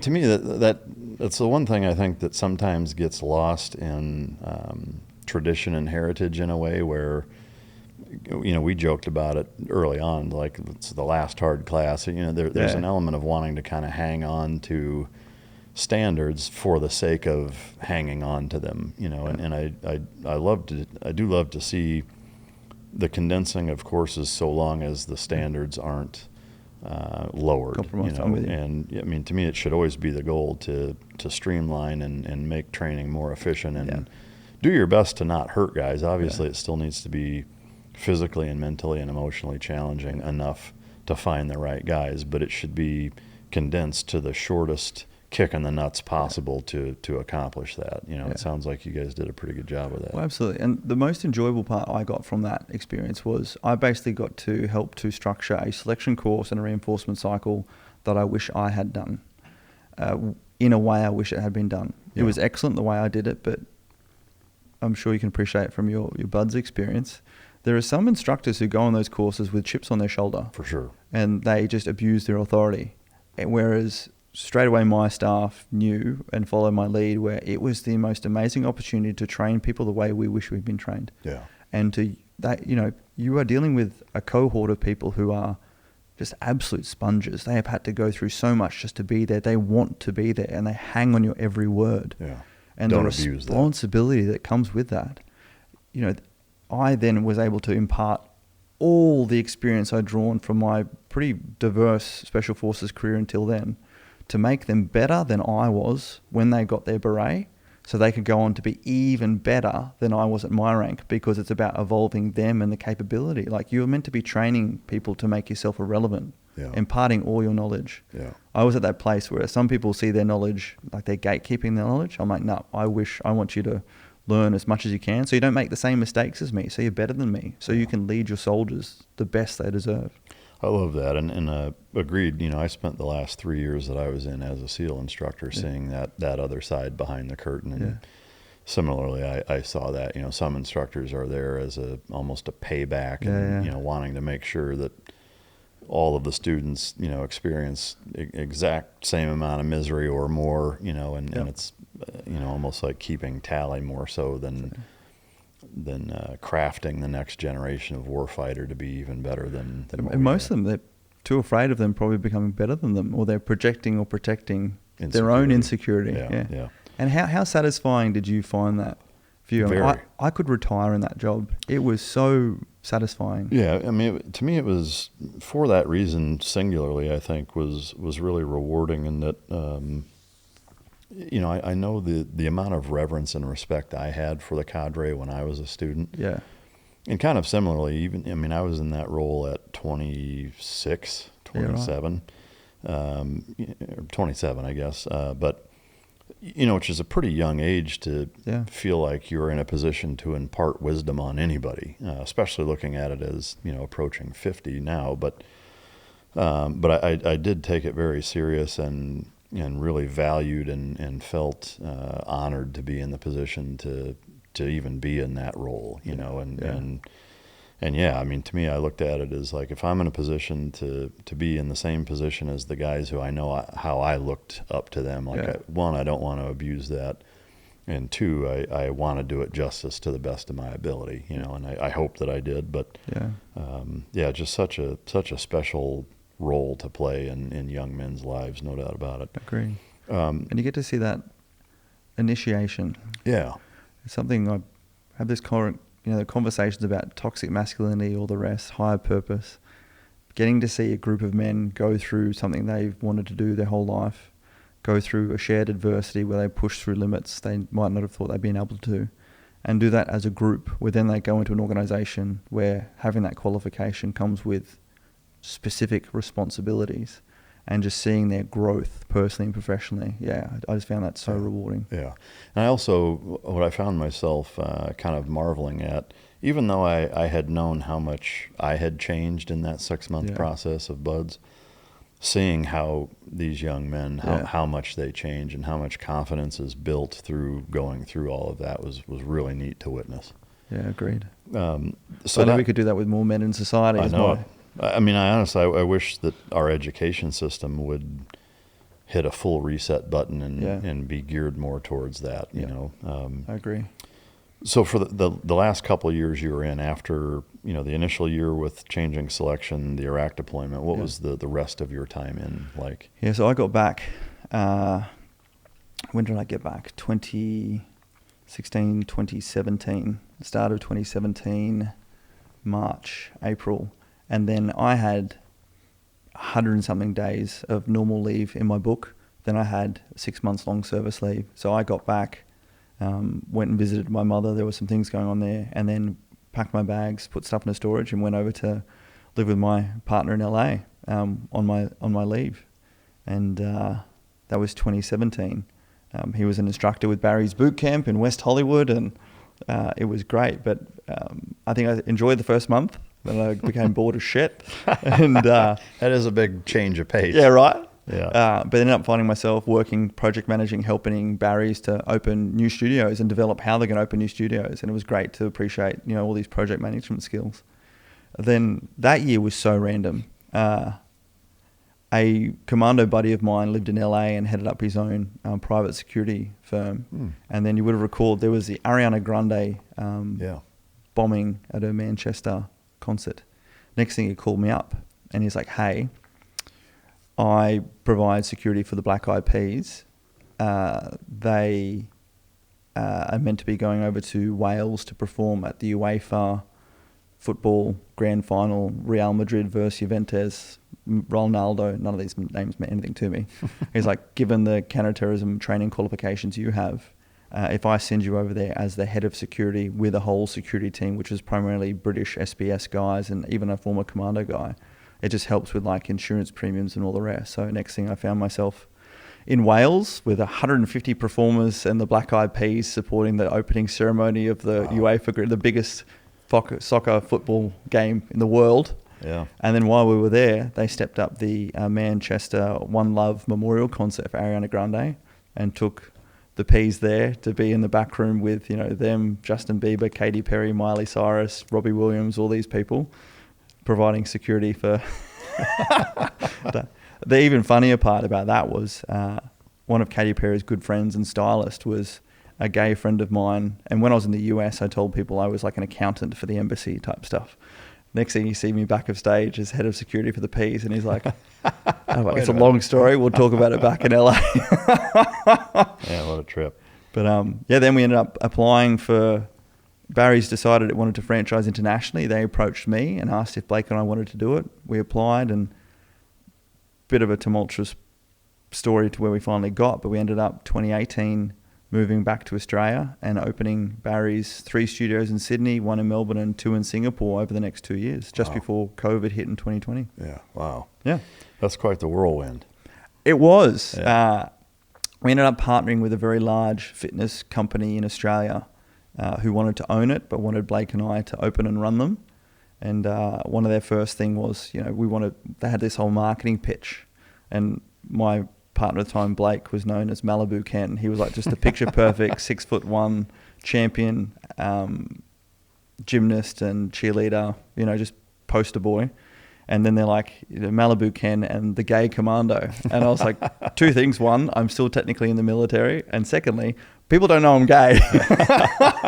So let's just ease up on that. But yeah, it became a very public role. And particularly, you know, I sort of entered into the Sydney social life and gay social life straight away with a big brand in a big way, with media, with this, you know, trophy boyfriend. And I became this identity, and then it started to all fall apart as we came into COVID and all the rest. Yeah.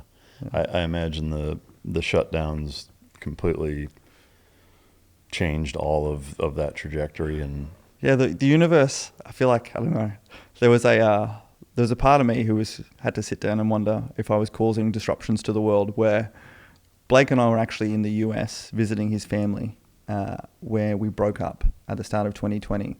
And I was literally in the LAX Qantas Club about to fly back, where the announcement came over the speaker that the next flights arriving into Australia will have to go into their own self-isolation for 2 weeks. So we landed back in Australia, having just broken up, straight into 2 weeks of isolation together. Oh, wow. Then we were out for 1 week, and then our nation went into lockdown for 2 weeks. And long and the short of it was, I was never comfortable having vulnerable conversations. I really started to struggle with my emotions, with jealousy, with feeling inadequate, missing my previous life, dealing with emotions that I'd never had to deal with before. I'd always been, I would say, like the master of my universe. I'd always been in charge, responsible for others, aligned to mission and purpose. My personal feelings and all the rest were subordinate to the task, whereas now I was in a place where I enjoyed feeling emotions, but I wasn't mature in controlling those emotions. I became, part of the gay world, which is substances, partying with drugs, all the rest of these things. And my resilience I found at an all-time low, which I also found completely embarrassing, given, I'd previously been the guy, on combat operations, or running and selecting people and training them to be, these warriors. And I was struggling with small things like gay emotions and civilian life outside of combat.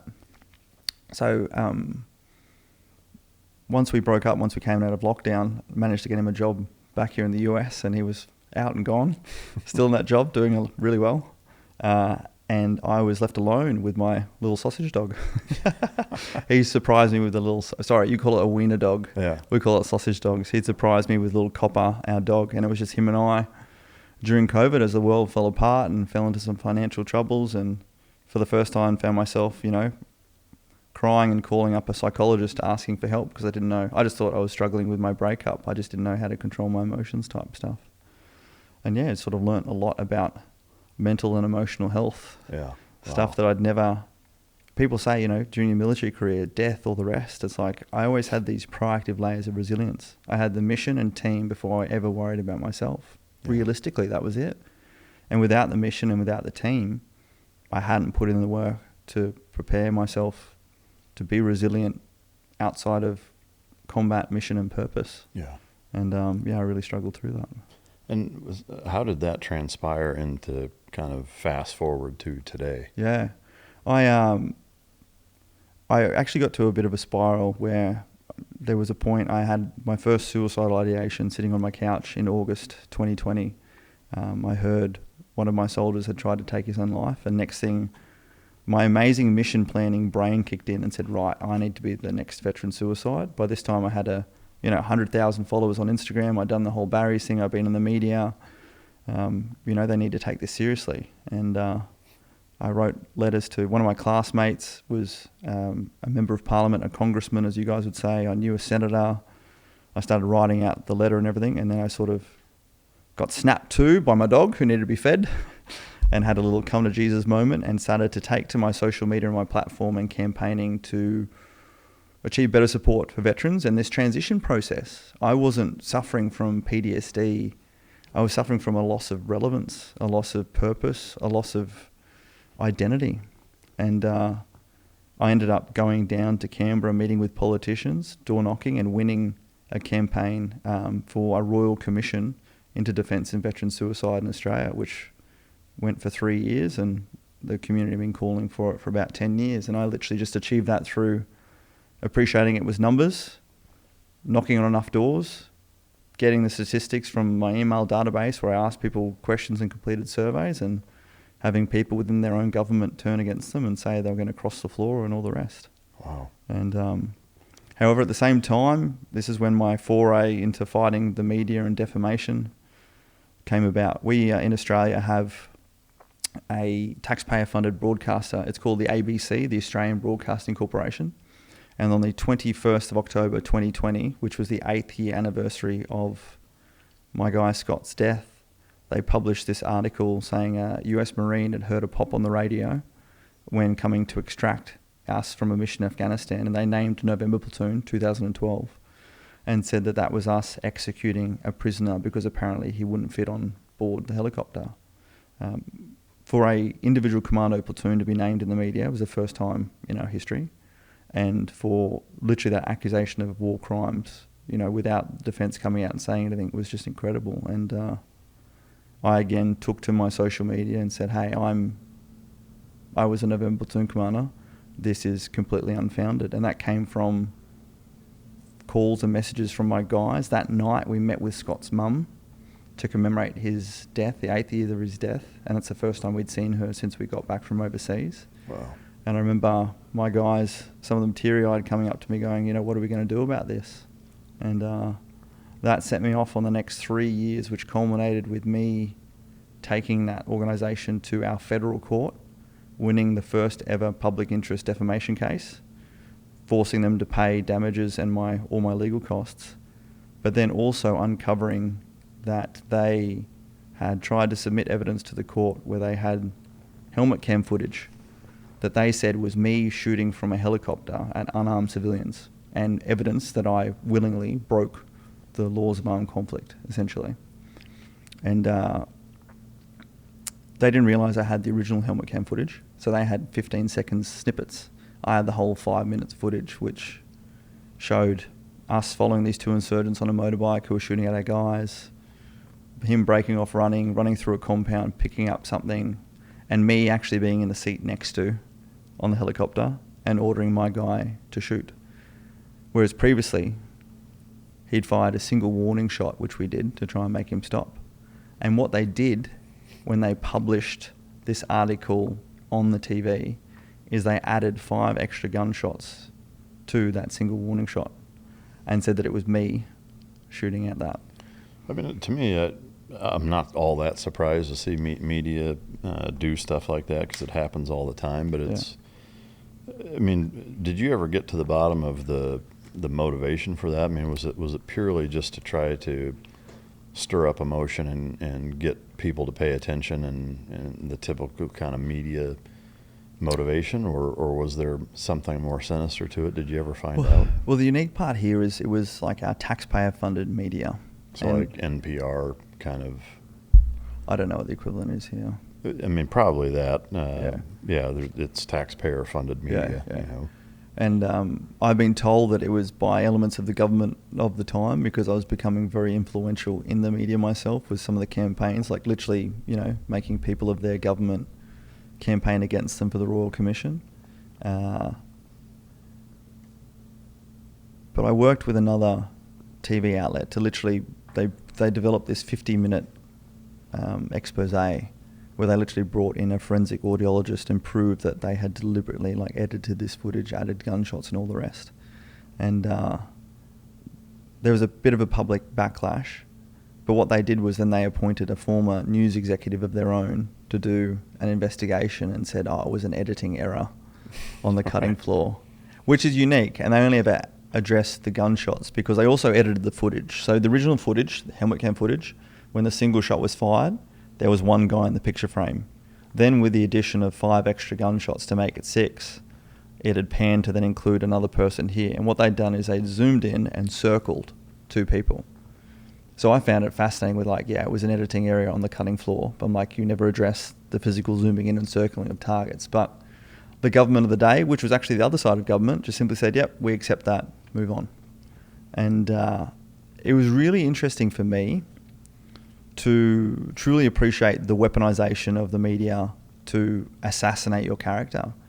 It was a really difficult time for me because my career and the career of our guys and the legacy of my soldier, Scott Smith, the only thing that was known in public was his death and that we were deployed on operations. And all of a sudden, our entire career, that many of us were now struggling relevance without, was summarized as being war criminals.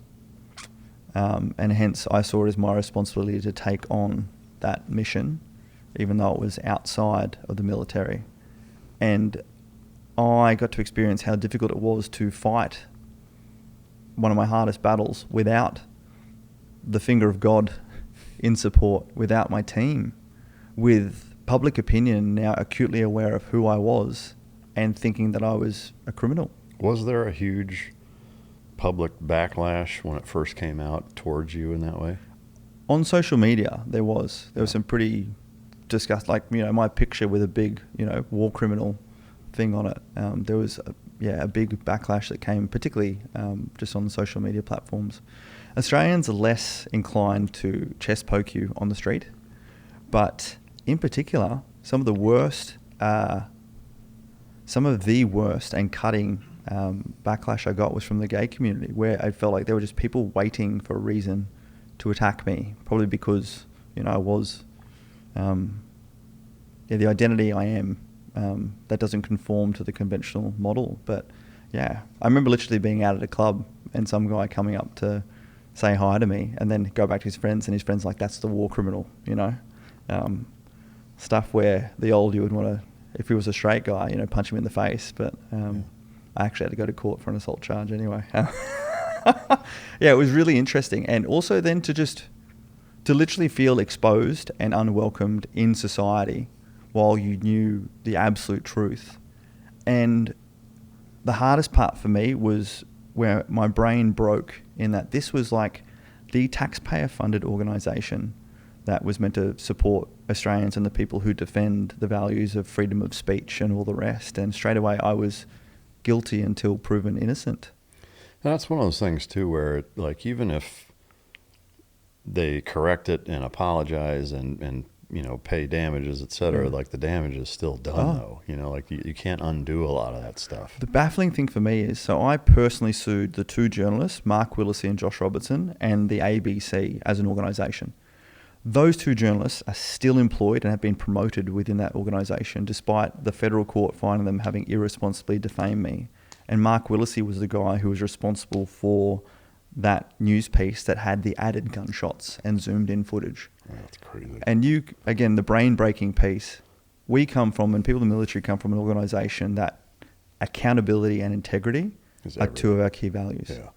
You turn up 5 minutes late for a parade. I remember during my ADFA days, I could be fined 7 days pay or have 14 days extra duties. Yeah. These guys have been found to spend taxpayers' money to doctor evidence and irresponsibly defame me, and yet still have a job paid for by the taxpayers the same day. And it was deliberate. It wasn't incompetence. It was a deliberate 100%. step. Yeah. 100%.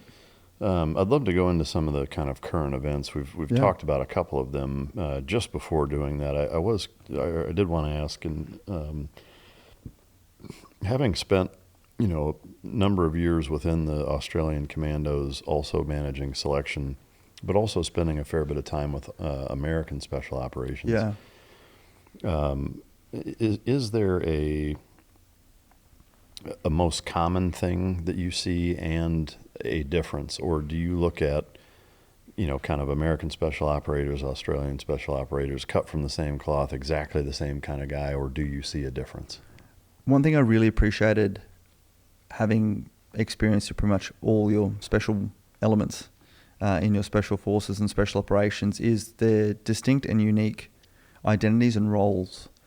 A large part of a number of issues came out of Afghanistan where our commanders did not appropriately manage the difference in roles, particularly between our SAS and our commando elements. Like I told you beforehand, when I was tossing up going between the two, their roles were very clearly defined, whereas Afghanistan, they very quickly became intertwined, particularly when there was an abundance of targets to be prosecuted and you're dealing with both very experienced organisations and often commanders who came from the SAS side, not the commando side. Whereas even when I experienced it out at FOB Scorpion with the Ranger Regiment and then the ODA team, their roles were so strict, were so well defined, and they knew what their roles were, and there wasn't mission creep into each other, and they knew when they were the supported or supporting element and how they complemented each other. Again, working with your FBI, HRT, your DEVGRU guys, all the rest of these other exercises, really seeing that specialisation in their role and how they actually worked quite well, even in with your CIA guys and all the rest. I was really impressed with that. Well, I call it the organisational maturity, which came from experience over a long period of time over multiple theatres and multiple different roles, whereas Australia has done a bit, but we haven't done anywhere near as much as you guys have. In terms of the individual, yes, do you see a big difference between the two, or do you see more commonality? Again, the Rangers were predominantly younger, much more regimented guys. ODA guys were older. DEVGRU guys, Gablestone guys, more older, more experienced. Really, really different. Particularly those older and experienced guys, I was really, really impressed.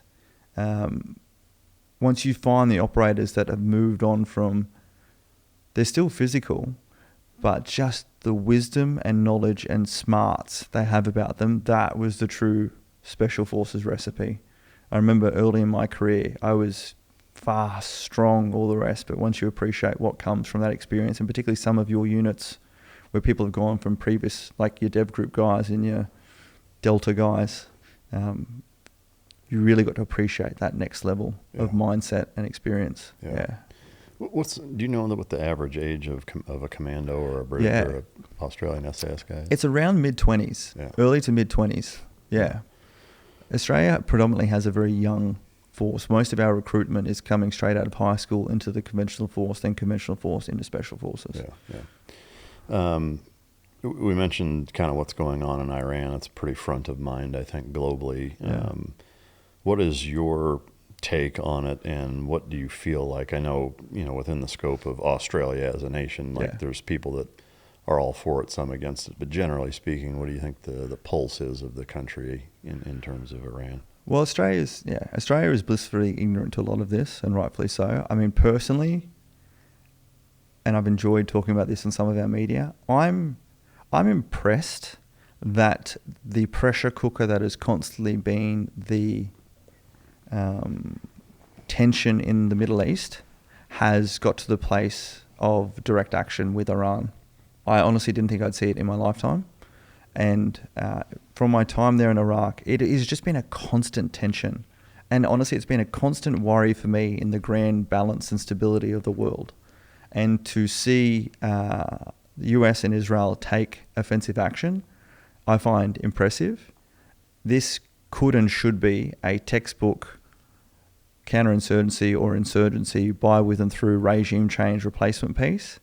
The danger is it becomes more protracted. But I just feel like if there's ever the circumstance, including having the exiled prince at your disposal, ready to put him in there to take over the regime, it's good to go. But what I will say is I feel that what hasn't been communicated well enough is just how capable the military force Iran is. I mean, without stepping over lines, like so many of the exercises we planned in coalitions and even within your elements were against near peers that had similar capabilities to what Iran does. And they are not, some second, third world country. They are very sophisticated. And we're seeing that even with what they're doing with their drones and all the rest. So the ability to keep cutting the head off the serpent and be able to change the regime with one that's going to be stable and take them hopefully back to the level of democracy there was, it's going to come down to the people of Iran wanting that and maintaining that. And that's the X factor where we feel that there's enough through all of the protests and stuff we've seen previously, but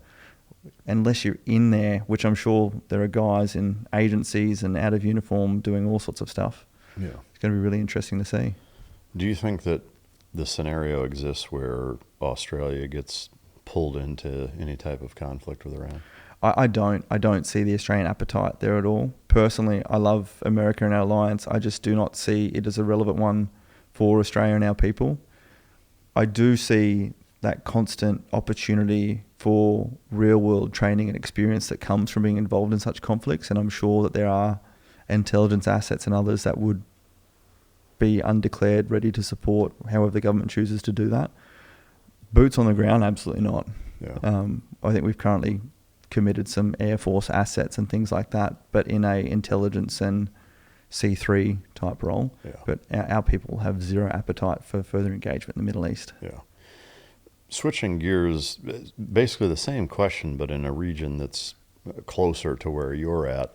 But same kind of potential powder keg, if you will, where I could see, depending on if it goes and how it goes, Australian military being drawn into it as China and Taiwan, with it being closer in ties, geographically closer to where you're at, and not probably, without question, much larger global or geopolitical ramifications should China choose to try to take over Taiwan. Same question, do you foresee in that instance where Australia may get pulled into it? I have to say I don't foresee that happening, just because, as we talked about previously, like, what would China have to benefit from that? You know, they do plan in dynasties, you know. People talk about, you know, there's the warmongering in Australia, if China should invade Australia. I'm like, China could nuclear bomb every square metre of Australia and move in 1,000 years. Like, that's the way they sort of plan. I don't understand, apart from Xi Jinping wanting to do something as his legacy, potentially, which is the threat with this. I think we have already committed strategically that we would help to defend Taiwan. Very different with a nation moving in to take over the sovereignty of another. Admittedly, you know, we even deployed forces to support training in support of Ukraine against Russia. It is a great question because it's also fascinating. While Australia has committed to this, where the public support would be over it. And I caveat that with what I said beforehand, where it's very difficult for us to help Australians even to understand, a lot of Australians to understand, you know, why we have a military and what we do. Australia has this flip side opportunity to be, you know, the Switzerland of Asia Pacific. If we really wanted to, you know, we have excellent and really important trade and economic relationships with China. You know, we have the opportunity to be the food and energy basket of the Asia Pacific region. But a lot of these conversations are shifted towards military action in Taiwan and powder keg type stuff. But to answer your question, I think, yes, we've already strategically committed that we would. I have to say, I'd be fascinated to see what we would be able to achieve. I think Taiwan is very capable to defend themselves. And we're talking about a very small land mass, a pretty restricted environment. But yeah, I think, and it would obviously be a coalition piece with you guys 100%. Yeah, I think unquestionably, and that's probably the biggest detractor for China to actually do it, is knowing how, I think, steadfastly, you know, the United States would stand with Taiwan. Well, they would be offsiding the rest of the free world. Yeah. You know? Yeah. But it's such a fascinating place we find ourselves in, where, you know, we've been so used to this period of tension and standoffs, and now you guys have been willing to make the move. Yeah. And like I said, it's impressive. You have the military, you have the strength, you have the courage and the determination to do it. Now I'm interested to see how far it goes. Same here. I hope that there aren't massive boots on the ground. I mean, even though this episode's coming out soon, as you know, things happen really fast. I mean, just on this last break, I saw a bullet about a Marine Expeditionary Unit heading over to potentially, I don't think go boots on the ground mainland, but possibly at Cork Island. Well, this interesting thing at the moment is the strait, opening up the strait to get the oil prices through. You know, I love watching your gas prices here in the US. By the gallon, I think it's gone up, from what I understand, from the $2 into the $3. Yeah. In Australia, it's gone up from the high ones to the middle twos per litre. Yeah. And what is it, 3.8 litres per gallon? I don't know. I forget that one. Not sure. But yeah, it's really actually starting to feel the pinch. Percentage-wise, it's even higher increase in Australia than here. Yeah. Within the confines of Australia, you know, the media and the way it perceives or projects kind of the pulse of Australia, specifically to the kind of Muslim extremist and immigration, if you want to call it a problem, that exists in your country. I know you know, or I guess I shouldn't say I know. I don't know to what extent you're familiar with how our media portrays it.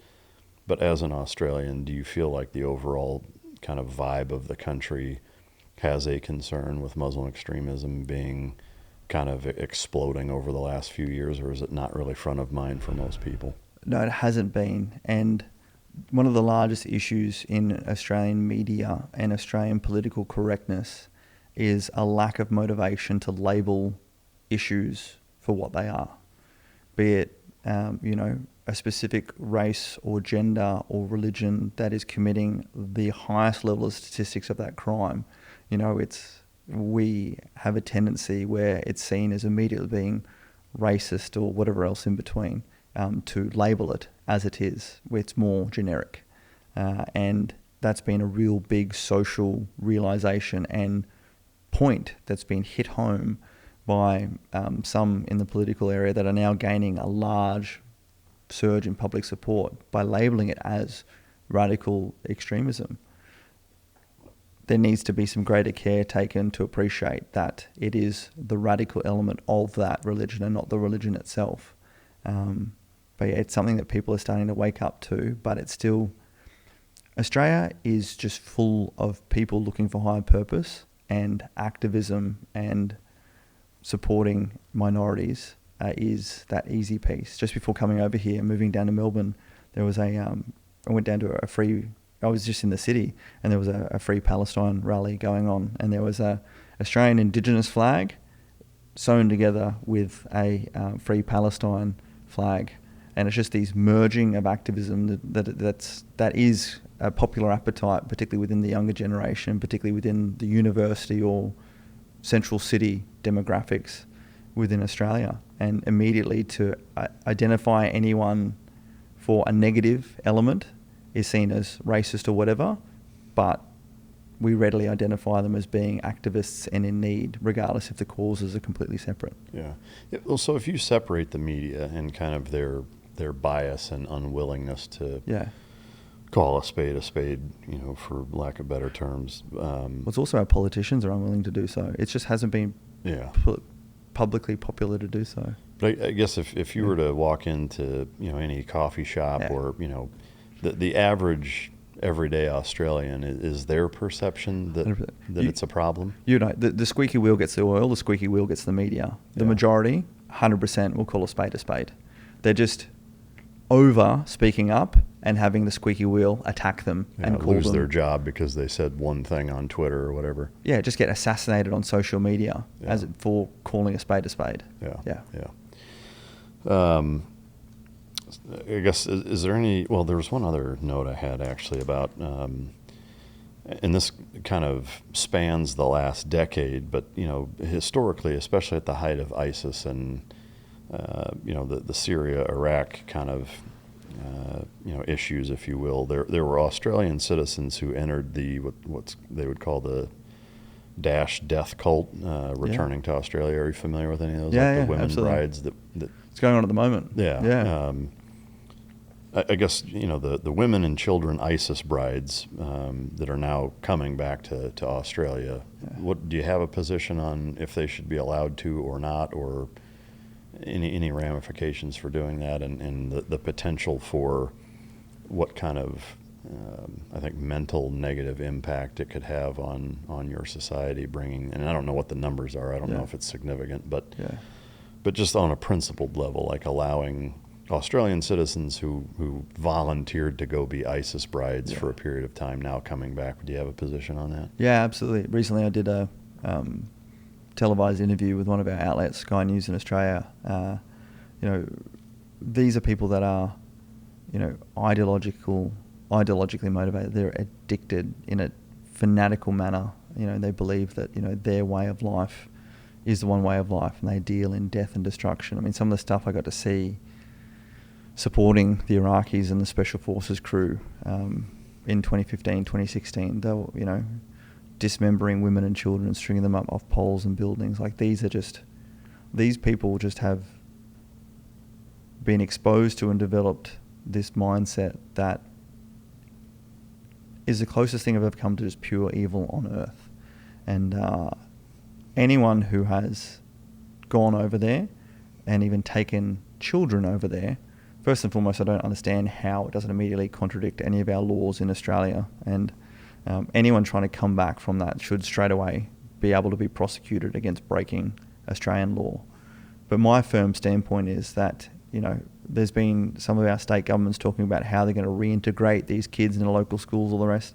First and foremost, these people need to be put into institutions where they are, assessed and de-indoctrinized or what's the word I'm looking for? Re-educated. Well, re-educated. They have to be assessed if they're still fanatical. These are people who are not going to be sitting there saying, death to everyone. They're smart enough to, keep that to themselves and be sleepers and be ready to influence as they require. Like, these are terrorist networks that are trained to infiltrate and influence societies, and they have to be assessed for their risk to society in institutions, in imprisonment, before they're allowed to be anywhere around anywhere else.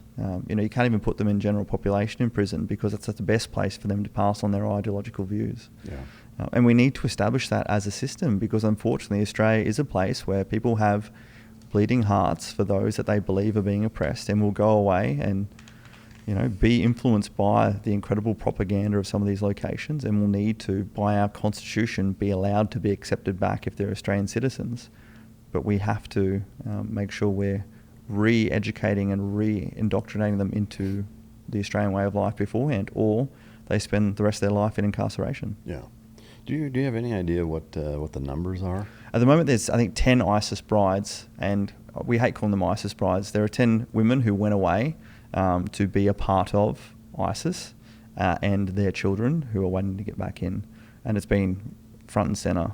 Our Australian constitution does not allow us to reject Australian citizens coming back to our country if they don't have citizenship with another country.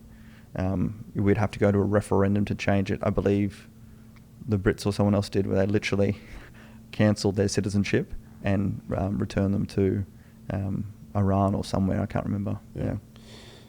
It makes me think of one question that we've encountered here that I've seen people have or take issue with. I'm curious if Australia, what your policy is if an Australian citizen who's not born in Australia, if their Australian citizenship is a secondary to whatever their birthplace is that person then allowed to serve in government at a federal level, to your knowledge? So within our government, people are not allowed to be a dual citizen. They have to just be an Australian citizen. So if they have citizenship with any other country, they have to renounce that before they're allowed to take office. But in that case, they could, though. Like if somebody was born in Somalia, But as an Australian citizen? It became an Australian citizen, got rid of their Somali citizenship, then they could serve in federal government. Yes, they could. Yeah. So what are you up to now? What's kind of front and center for you moving forward? Front and center, once I won the Royal Commission, I set up my charity Veteran Support Force because the Royal Commission identified 3 key factors leading to veterans' mental health and suicidality, being loss of purpose, loss of community, and loss of identity. And particularly in Australia, the highest number of veterans taking their own life were young guys under the age of 40 who were still physically capable, but we're struggling with that relevance, community, and purpose in life. And this was during the time I was going through my court case with the ABC and sort of craving some way to get out there and participate physically, community-wise myself. And you would have seen Prince Harry and that they set up the Invictus Games for seriously injured and ill veterans to get back into adaptive sports, wheelchair rugby, things like that. There's a lot of support in Australia for that demographic of veterans. There's a lot of support for sort of geriatric issue in veteran community. There's not a lot out there for that psychosocial element that also helps to celebrate and showcase the excellence in veterans and some of the skill sets of what we can do as opposed to what we can't. So I set about designing and launching the Veteran Games in 2023. So the Veteran Games is where veterans need to reach out, form their own team of 8, or we help them to do that, train up, and then come together to compete in military-styled events. I tell them they're going to participate in the obstacle course and tug of war, but then they experience things like a casualty evacuation stand where we'll have a helicopter, they're inserted in, have to scale across these obstacles, encounter a casualty with their stretcher, apply a tourniquet, they can only touch it once, then have to extract back over for time, technique, and teamwork. And we do a whole bunch of these over a weekend period. We also build a village where we have like medical providers, claims supporters, nutritionists, alternative medicines, recovery, ice bath, all the rest, trying to expose them to so many of those elements that aren't picked up in the transition piece, but we know are good for overall health, wellness, and performance. And then we invite their families and their kids to get to see, dad or mum doing things that they never thought they could do. Yeah. And we celebrate what they can do, because so much of the veteran community connection outside of service is around our Anzac Day, our Veteran Day. It's about sitting around having alcohol and talking about what you used to be able to do. It's a completely dry event. It's put up or shut up. It's go out there and perform.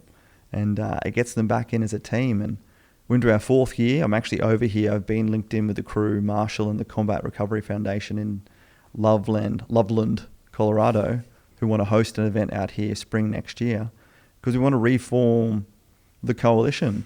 US, Canada, UK, New Zealand, Five Eyes communities are experiencing the same issues in our era of Afghan and Iraq veterans and their mental health. And it's community, it's purpose, it's showing what we can do, helping us to remember what we can do.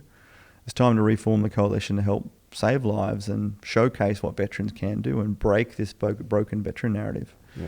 So that's my passion, that's my purpose. This year in Australia, we're doing 4 separate events. We're traveling around. We've even included a pairs fitness competition. The first year we've opened it up to the public, where anyone can come and compete in our mini sort of High Rocks style event, and really trying to help break this broken veteran narrative, but help more veterans get together. And ever since we launched it in 2023, we've had the same teams compete and grow 50% each year. And wow. And we've got, people can check out the website, veterangames.com. There's testimonials from guys younger than me saying, I didn't turn up for training. I was having a depressive day. The team came and knocked on my door and dragged me out. My wife says I'm changed. My child says I'm changed. I have purpose again. I have community outside of work. I feel like a man again type stuff. It's incredible shit. And it's basic stuff, mate, but you just got to get out there and do it. I mean, it sounds life-changing. I love everything that you're about, and your path is truly inspirational. And again, the book is Forging the Will to Fight, Veteran Games, Veteran Support Choice, right? But Veteran Support Force, VSF, yeah. And Voice of a Veteran as well, right? Yeah. Where can anybody watching or listening find all of those? HestonRussell.com, my website, HestonRussell.com. There's links to all of it. And in particular, Veteran Games, particularly as you look to bring it here to the US, get involved, head to veterangames.com. Awesome. Yeah. Well, I can't thank you enough again for taking the time while you're over here for such a short time to come sit down and spend it with us. I really appreciate it. It's been amazing getting to know you and interview you. My pleasure, Mike. Thanks for using your platform to make this happen. Absolutely. Thank you. And thank you for your service. Oh, yeah. Likewise. To the listener/viewer, I hope you enjoyed it. If you didn't, you can choke yourself. And until next time, this is Mic Drop.